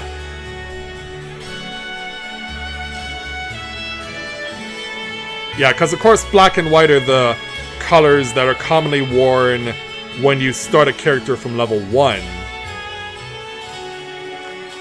But of course time moved on and your character gets to wear different colors as time continues on. Of course you can customize your look to make yourself have your look like any color you want. Yeah, we moved on. Surely so can they.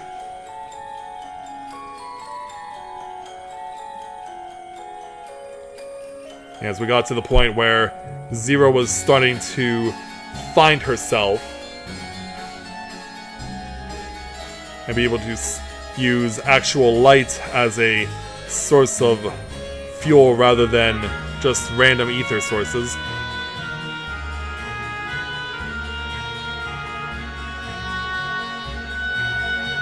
And then there was the Rogadin who was so reckless he was willing to pick a fight with anyone. Kagnatso.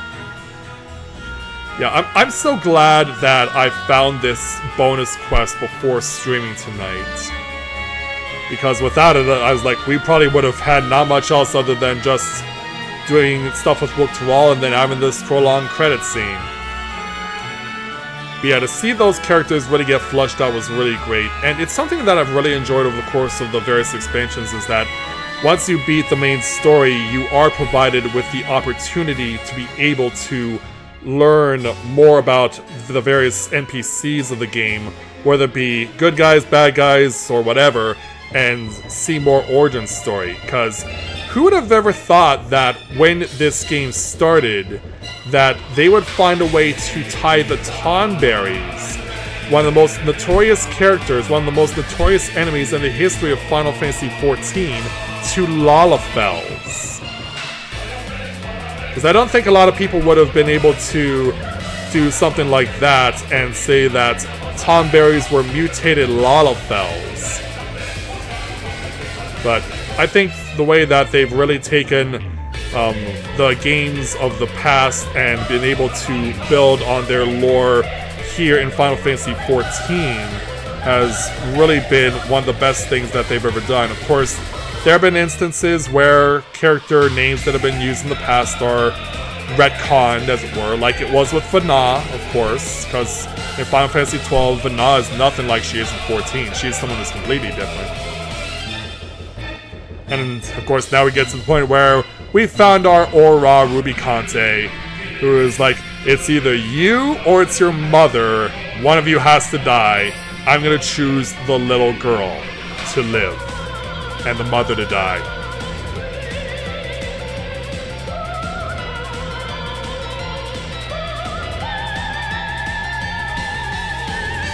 Yeah, that's right. That's right, Bubba.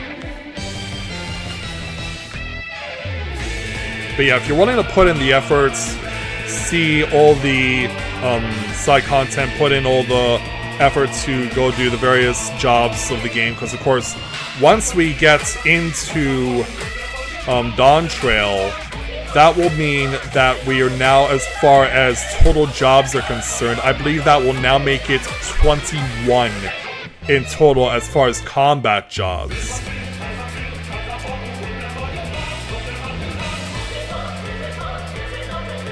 So yeah, try to keep up with all that.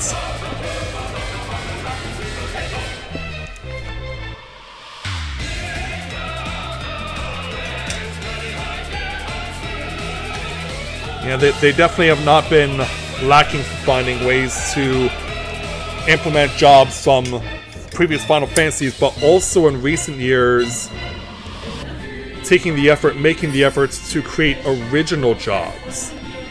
We've seen that with Reaper here in Shadowbringers, and we're gonna see that with Viper in Dawn Trail.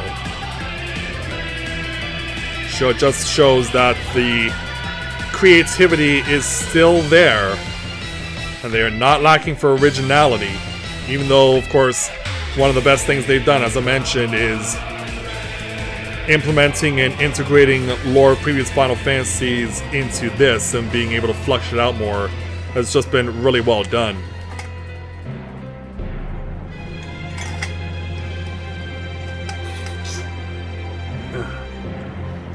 Yeah, basically I drank all the water that I had in here and now I'm just sucking on the ice.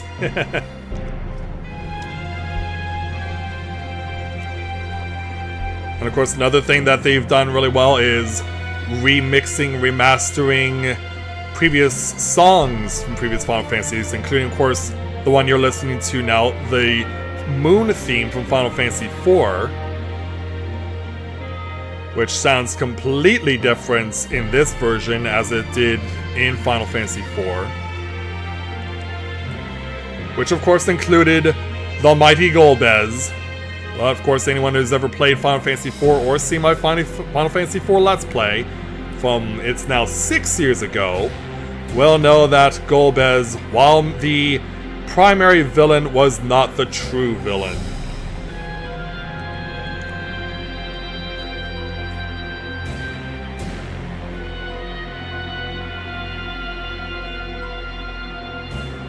Because eventually they got to the point where we were able to give Zero everything that she needed to succeed, as we were able to get her to team up with Reen.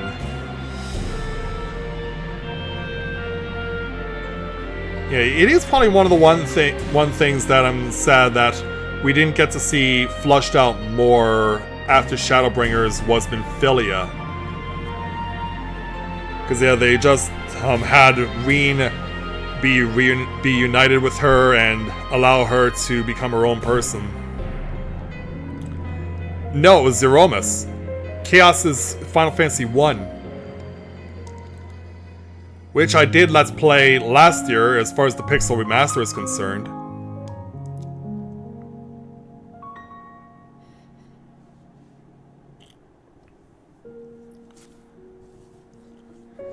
But yeah, Chaos was one of the villains we could fight, but that was during the Omega arc.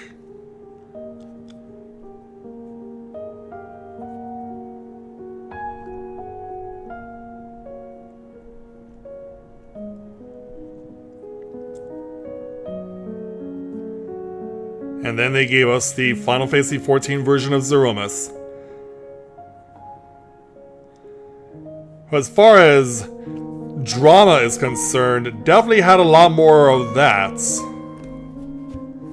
As far as shattering its own dimension in trying to get into the dimension of the source.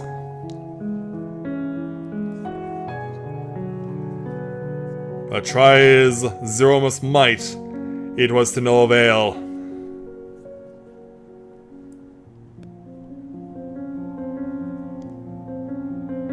And then Vitra finally got what he needed. Not how he wanted it, but he finally got what he needed. The long-awaited reunion, and no one and no thing can take that away from him.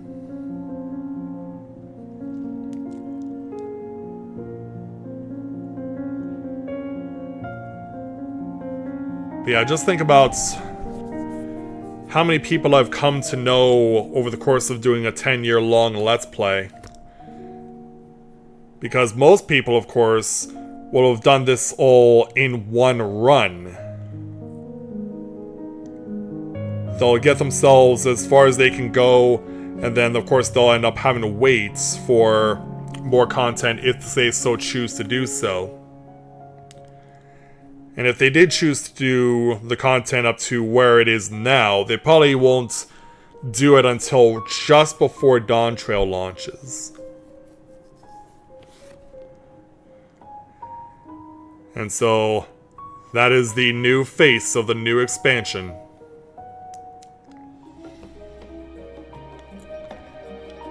And maybe Krell will paint us a pretty picture along the way.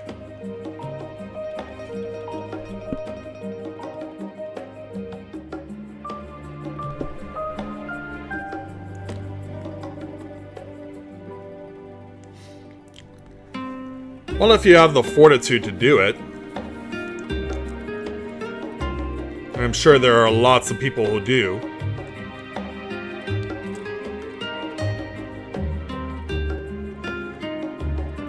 Yeah, one can only imagine how one will learn Kryle's adopted style of combats when Dawn Trail begins.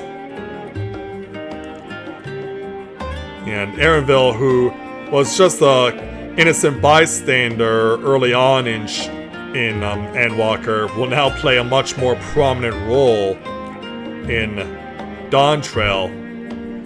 It seems odd that a male Viera, something that was not even a thing until Endwalker started, is now going to take over the reins as far as lore is concerned, and that female Viera are just being left to their devices in Shadowbringers in the Raktika Greatwood.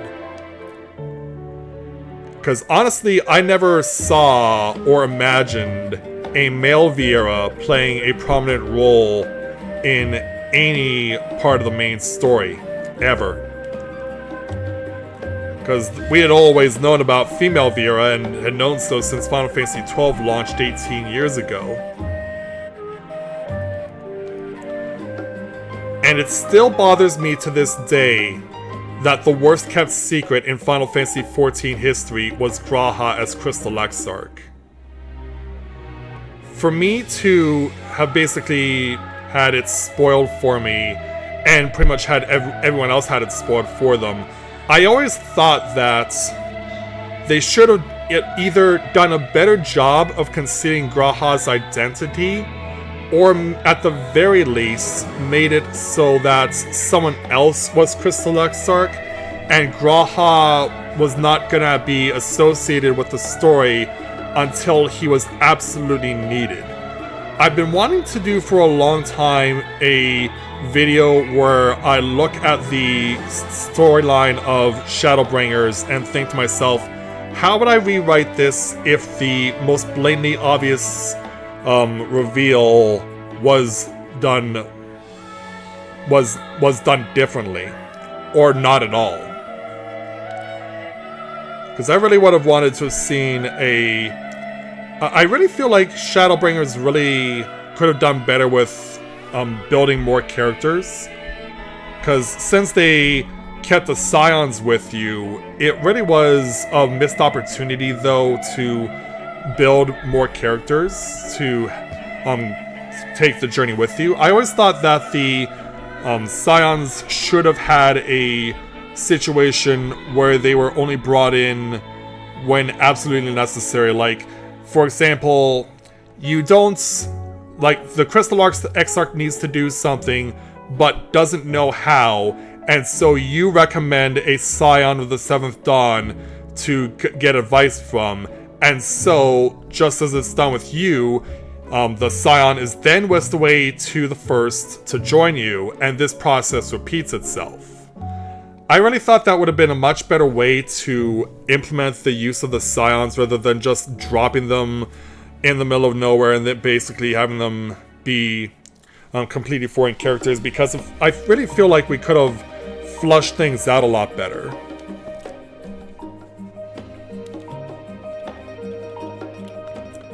Do I think Erenville will be Dawn Trail's narrator? Now that I think about it, I actually agree. I think that he will serve in that capacity.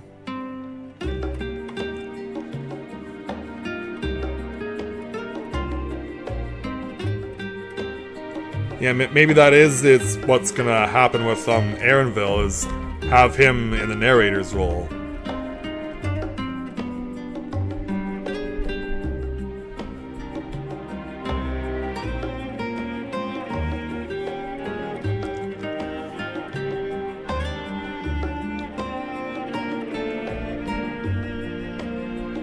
Yeah, there's still so many other things that I want to do, and thanks, I haven't said this yet, but thank you to everyone who showed their early support for the Final Fantasy XIV Easter egg video that I put out a couple of weeks ago. It was great to see that was the most supportive video I've had in forever. Like, you guys don't know how much that meant to me, because I've missed so many people so much, having played this game for 10 years, and there's lots of people that I really miss, that I hope I could be reunited with them somehow. Because I just want to be with the people who have meant so much to me along this 10-year odyssey. And the two of you, Bubba and AC, have definitely been among them, but of course there have been many more.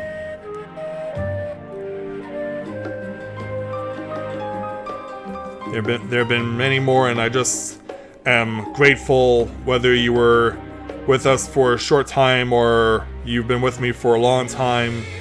It's really something that I'm grateful for, and that no matter what happens, because my life is like the lives of a lot of people right now, that I'm not necessarily in a good way in life right now, as far as being able to do the things I would like to do. So I'm pretty much resigned to have to be able to only do some things, but not everything I would like to do. There's still a lot more I would like to be able to do, but I'm not in a position to do it.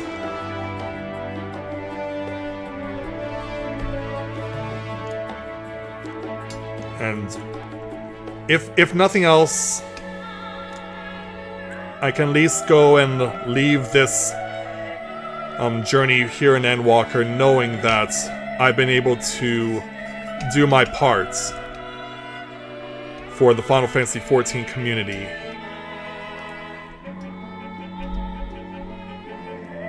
So for me right now, I don't know if I can say if my work is done right now, or if there's even an interest in me doing a Let's Play of Dawn Trail. Because it's something that I'm really sitting on the fence on currently. Because if I really was going to do Dawn Trail as a Let's Play, I would need to know that the support is there. And that's what's really leaving me on the fence currently. I'd really love to, but I would need to know that my friends and supporters will be there. So, if it is there, then I'll know it eventually, because I'd like to try and do some more of the videos of Final Fantasy XIV lore. I do have some more ideas for some stuff. What I'm currently working on is a video about using the Dawn Trail benchmark to recreate my Warriors of Light looking like the different races in the game. So that's something that I'm currently working on right now, and I'm sure that a lot of people have been looking at, because we know that we're getting a graphical update in Final Fantasy XIV Dawn Trail, and so I already know what Mathia will look like in Dawn Trail. I made it a point to recreate him using the exact same specifications as he is in his current iteration. And as it stands, from what I've seen, like he looks a lot different looking in the Dawn Trail benchmark than he has been in the Final Fantasy journey up to this point. And obviously I would need to see what my other Warriors of Light would look like. Rika, of course, as well as Edie, Kurin, and Shinji.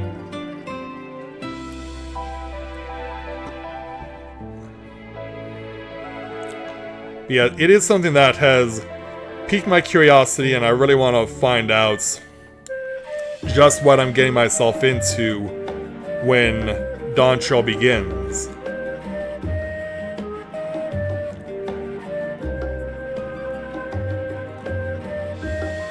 Yeah, I also would really like to do some character assessments as well. I really would like to see or talk about how these characters have evolved over the years, over the various expansions. Because for me, as far as that's concerned, the one thing I've always thought about as far as doing a lore video would be how it seems like the personalities of Alice and Ashtola basically flipped once Shadowbringers began. and they both became the other person. Y'shtola became more like Alice, and Alice became more like Y'shtola. And it seems like it might carry further on into the next expansions.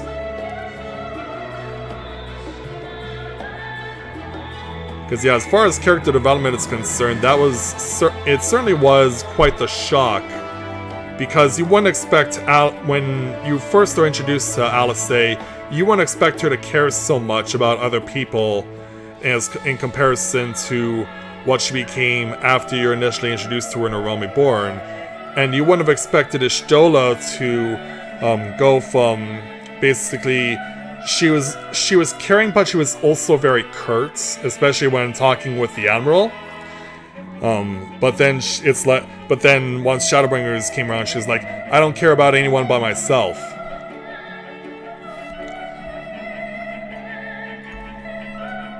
So just to assess those characters and see just how much they became like the other person, that's something I really feel like would make for a good video if there was enough interest in it.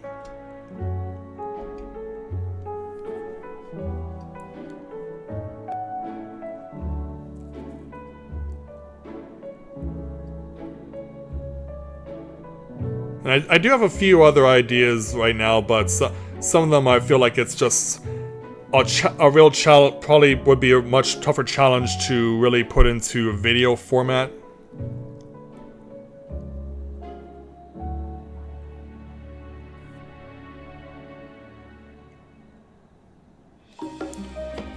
As in, you think that you agree with me and you think that they've changed too much, and it's or do you feel like it's that the changes that have been made are changes that you're not happy about? Because I never said whether or not I was actually happy with those changes.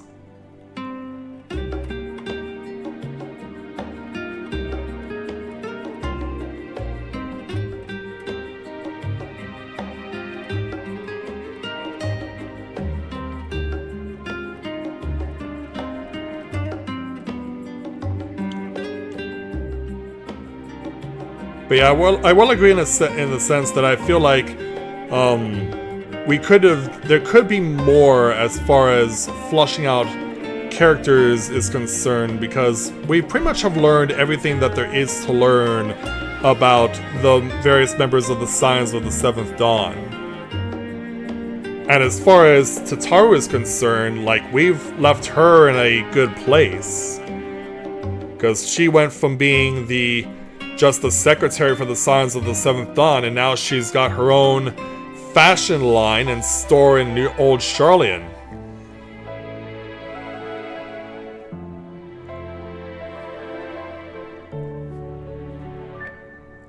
And as far as the Scions are concerned, I really feel like we've flushed them out as much as we can. So I'm really wondering how. Yeah, that's true. So yeah, I'm really wondering how, if possible, they're going to flush out the characters in Dawn Trail.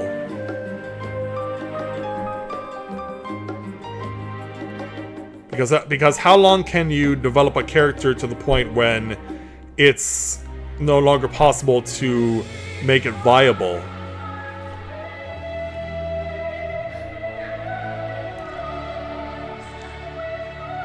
Because that was really something I was hoping for Shadowbringers, is that, and I already mentioned this, but I really feel like we could have had more characters that we could have developed. And for Dawn Trail, while we will still have that opportunity, it seems like once again the Scions will be playing a prominent role, even though they're supposed to be disbanded, right? Yeah, even though they're supposed to be disbanded, they're still going to be playing a prominent role in Dawn Trail.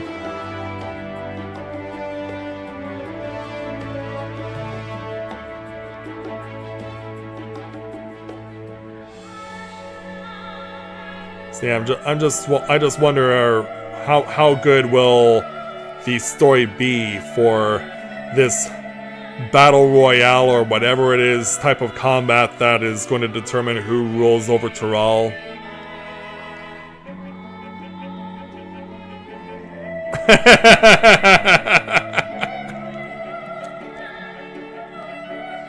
Yeah, that's possible.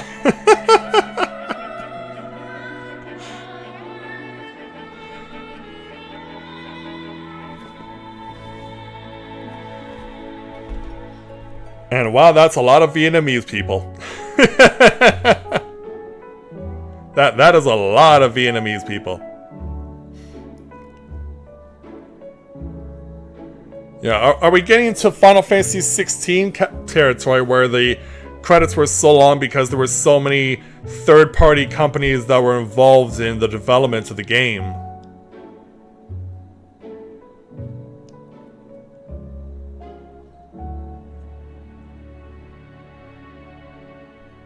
Because, yeah, we're getting there. Yeah, I guess they need to make sure that they acknowledge everyone who's been involved in all 5 expansions to this point. Because, yeah, not every third-party developer has gone the distance and been a part of every expansion. Some are still there, but some have also not been able to make it. It's like they'd need a different company for every cutscene. Well, at the very least, they could provide us with something in the background. They could do that.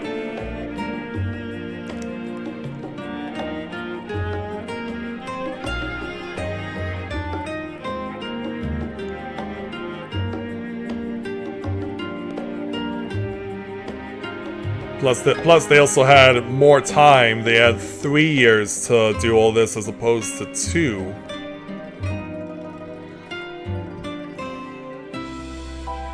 So that meant more time for us to be left to our devices.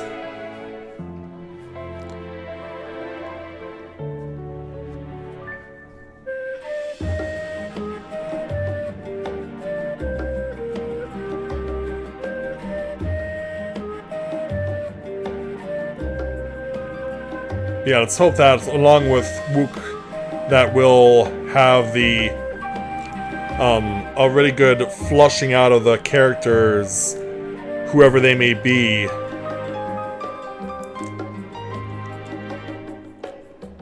Are you actually Googling them right now?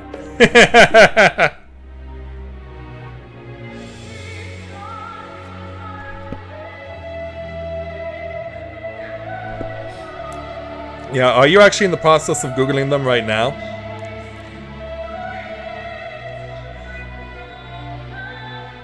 Yeah, get the information quickly, because in some cases there was only like 1 or 2 people that were involved.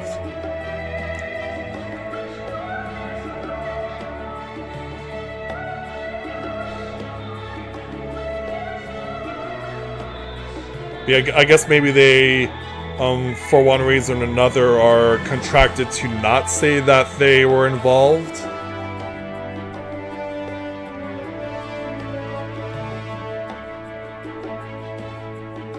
Yeah, maybe that's a reason.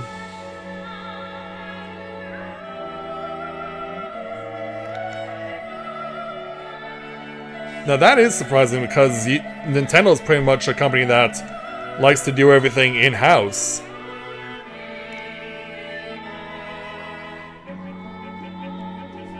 And of course, the only times that they notably work together with other developers and other studios is when they're adding new characters into Super Smash Bros. Because as we've seen, starting in, I believe it was in Brawl, they got to the point where they realized that they were running out of their own homegrown characters, and then they started to need to get characters from games made by other developers.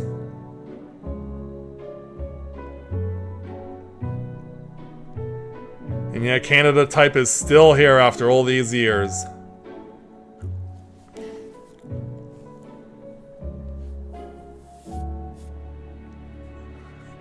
Well, there's a logo I never thought I would expect to see.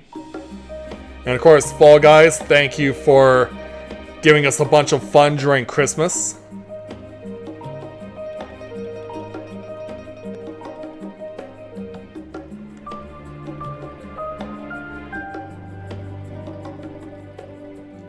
Yeah, everybody in Smash. Yeah, everybody in the pool.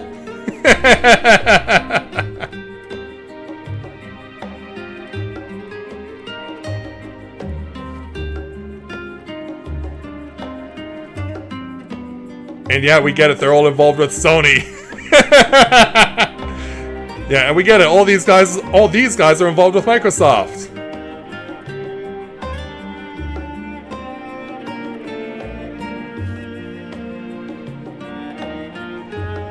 Yeah, there's some points where you just say, like, okay, we get it. They're all associated with this particular company.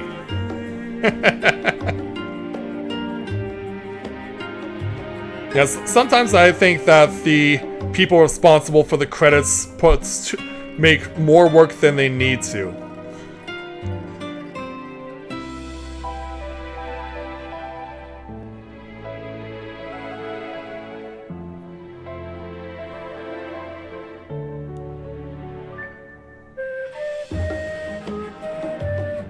And yeah, these credits are running far longer than what I was expecting. I'm gonna guess localization.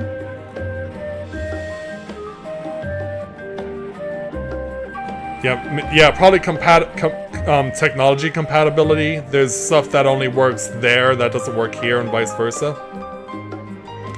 And all Final Fantasy XIV players. Credits released in January of 2024.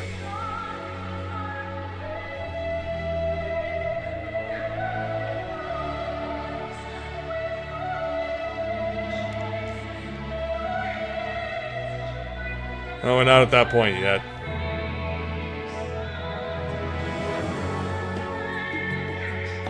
And last but not least, bring up the rear, the man behind it all. The great overseer who's been doing this for 11 years and counting. Is the Warrior of Light also credited like at the end of 6.0? Nope. They just say, no, you had your one shining moment in the credits. That's it, you don't get another.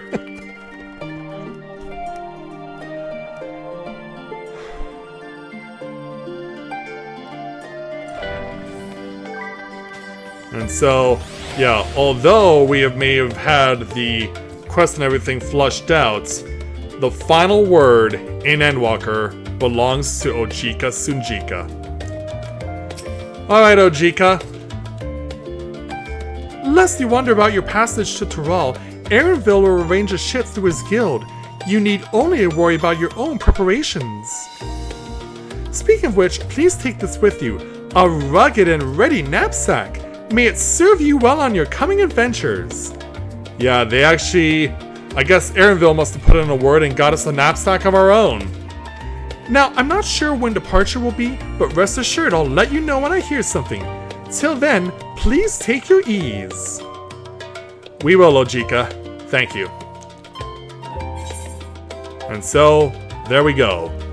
The final quest of Final Fantasy XIV Endwalker comes with 1,820 gil and a knapsack to be worn, just like what Aaronville has. And so, what started on the 26th of March, 2014, comes to an end on the 27th of April, 2024.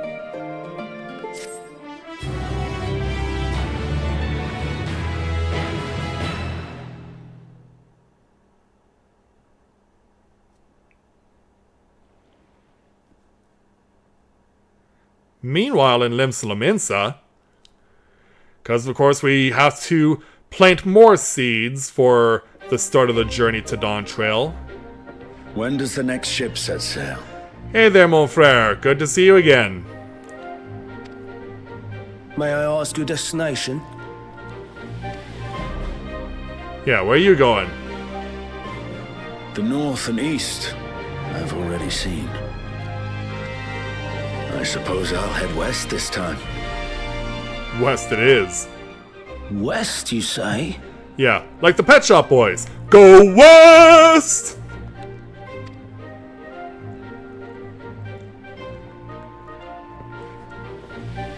Like, okay, if you're not gonna let me buy a ticket, I'll just go. Good luck to you, mon frère.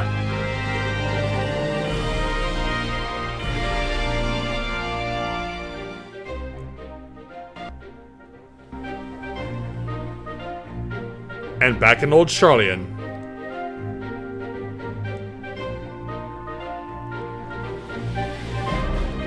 Who's chilling out at the fountain?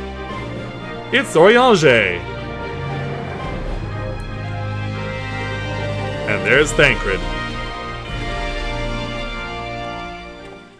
I see you've made up your mind. I had a feeling you'd be keen. Well, the two of you had been talking about something after we completed the dungeon at the Aether Font. But to think that our comrades too are thither bound. Fate doth work in mysterious ways. Yeah, they're gonna be coming along as well. Indeed. It will be a grueling task, having to contend with them. Contend?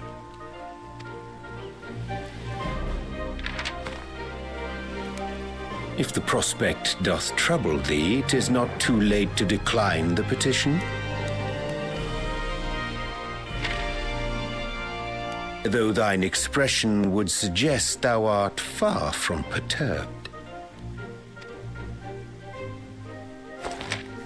Oh, how could I possibly be, knowing what's to come? Yeah, what is to come for the two of you? Then let us delay no further and secure passage on a vessel.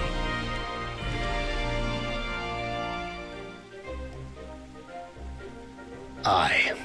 This will be a mission to remember. Will it? Yeah. Come along, big boy. We got places to go and people to see. Come, my friend. We make for Tural. Yeah. Boys going on a road trip.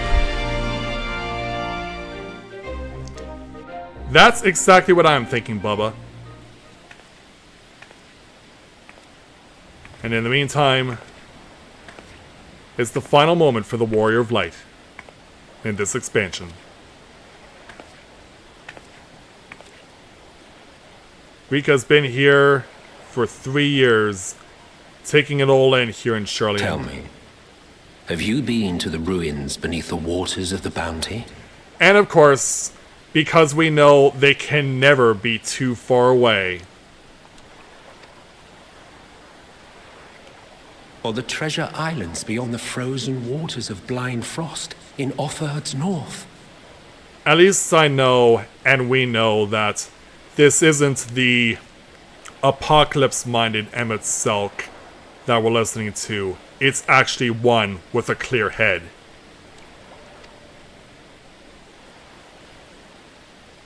The fabled golden cities of the New World.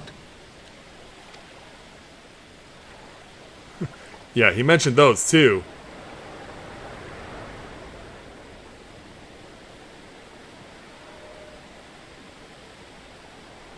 Watch the ships go by, and watch the stars light up the sky. Weigh anchor now, the tide is high, and dawn of new adventure nigh. Row forth to break horizon's bond, and tread the gilded path beyond.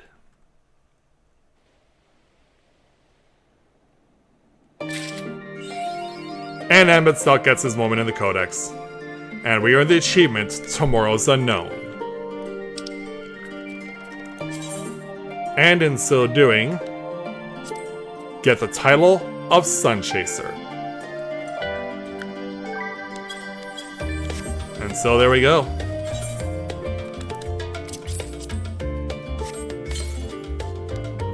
So, given where this all has ended for the culmination of 10 years of this Let's Play over 5 expansions, I know that... I doubt it. I know that there's only one place that this can possibly end. And that's where it all began. We're ending this 10-year odyssey in Gridania.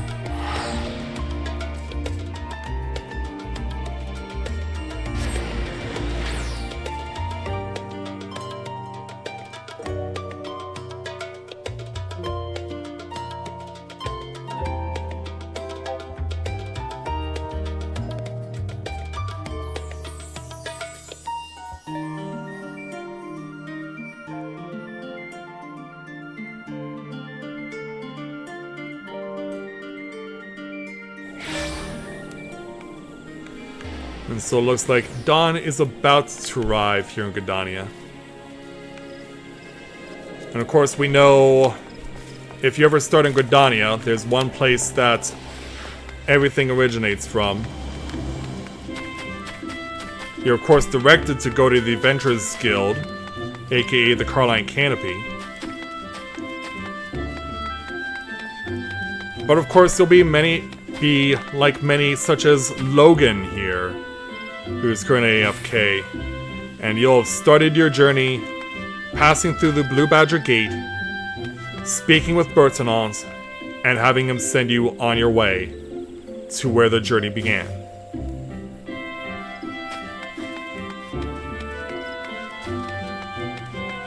And given everything that I've done over the course of this journey, we know that we've seen many adventurers pass through these gates. And of course, eventually they'll come here, speak with Mother Miyun, write their names down in her book of registration. But of course, over the time that we've been here, a lot has changed. There are of course some things that were not mentioned during the time that I did the Easter egg videos, such as the Smiths. The Smiths were not here when A Realm Reborn launched in 2013. They came by in a future expansion. So that meant that you couldn't get a fresh set of level 15 gear, it meant you couldn't get the level 30 experience boosting ring. So you had to pretty much do everything on your own, but Square Enix has done a lot of quality of life improvements over the course of the game. Some that I think maybe were a little too much, like accelerating the number of experience points needed to gain levels in A Realm Reborn. Like, you get what gets now these days for just completing the first quest by speaking with Mother Miyun. You would already get enough points to get to experience level 2 and have more in reserve after that. So, I think it's time for us to check into the inn. And of course, the inn has allowed us to do so many things, including give us the armored dresser, the glamour dresser that has allowed us to have so many different looks. It's given us the toy chest, which has allowed us to play many different games that were available in previous previous special events. Yeah, rip the soup quest. Yeah, there are some sentimental quests that got taken out that I was like, no! And of course, the unending journey gives us the opportunity to live through all the cutscenes, even though we do have New Game Plus now, so that is an option for us. Of course, you can come over here to the Crystal Bell and get your hair done by Jandalan. Your summoning bell allows you to deal with your retainers. And of course, we also got the Orchestrion roll, which allowed us to have a whole bunch of songs in our possession at one time. And I know I've certainly made a lot of use of it. So I know that having had the opportunity to play this game for 10 years, whether or not I can move on to Dawn Trail, I don't know. Because like I said, there's a lot of things in my life that are not very certain right now. So I need to be absolutely certain that my life is back in order before I can contemplate playing Dawn Trail. If that, of course, happens, as I mentioned, then it becomes a matter of will you guys be curious about Dawntrail? Is it something that interests you? Would you want to watch me play it? Because I know that a lot of my viewers have moved on over the years, and so it would be falling on new viewers to come and see if I can play Dawntrail in a way that is entertaining to them, that interests them, that they want to see it once but then come back over and over again. Those are the important questions that we have to ask ourselves. So for now, I'm content to leave the journey at 5 expansions and 10 years. But I know that I'm not done, at least not yet, as far as streaming is concerned. New content came out in Genshin Impact this past week, so there's more stuff to check out there. But then after that, the question will be, what would I do next? And that's something that I've really been mulling over, really something I've been thinking about for a long time. What would I do next? What would I stream next? What would I play next? That'll all be determined in due time. But for now, after 10 years of playing this game and 5 expansions, we're ready to bring it to a close. Edie is the one who started the journey back in 2014, when the original intent of me for playing this game was to play it for only 75 days for my Let's Play, because it had been the 2014 marked the 75th anniversary of the opening of my high school. And that's where Edie got his name from, was from the initials of my high school, because we always called it by its initials. Yeah, the Eye Lady. Yes, indeed. So, that is going to do it for Final Fantasy XIV Endwalker, and whether or not this is the end of the Final Fantasy XIV journey, we'll find out. But, like I said, I'm still looking to put out some lore videos if you guys are interested, and I will hope to see you guys when I'm streaming other games, not just Genshin Impact, but any other of the games that might pique your interest. It'd be great to see you all again, because I miss you all so much. And so I think it's time for Rika to call it good and to bring this 10-year journey to a close. And so with that, I'd like to thank everyone for watching Let's Play Final Fantasy XIV Endwalker live. And thank you for watching this 10-year journey of me doing my Let's Play of Final Fantasy XIV. Thank you everyone for watching, and until next time everyone, may you ever walk in the light of the crystal. Now, if you'll excuse me, it is midnight, and it is time for Rika to go to bed.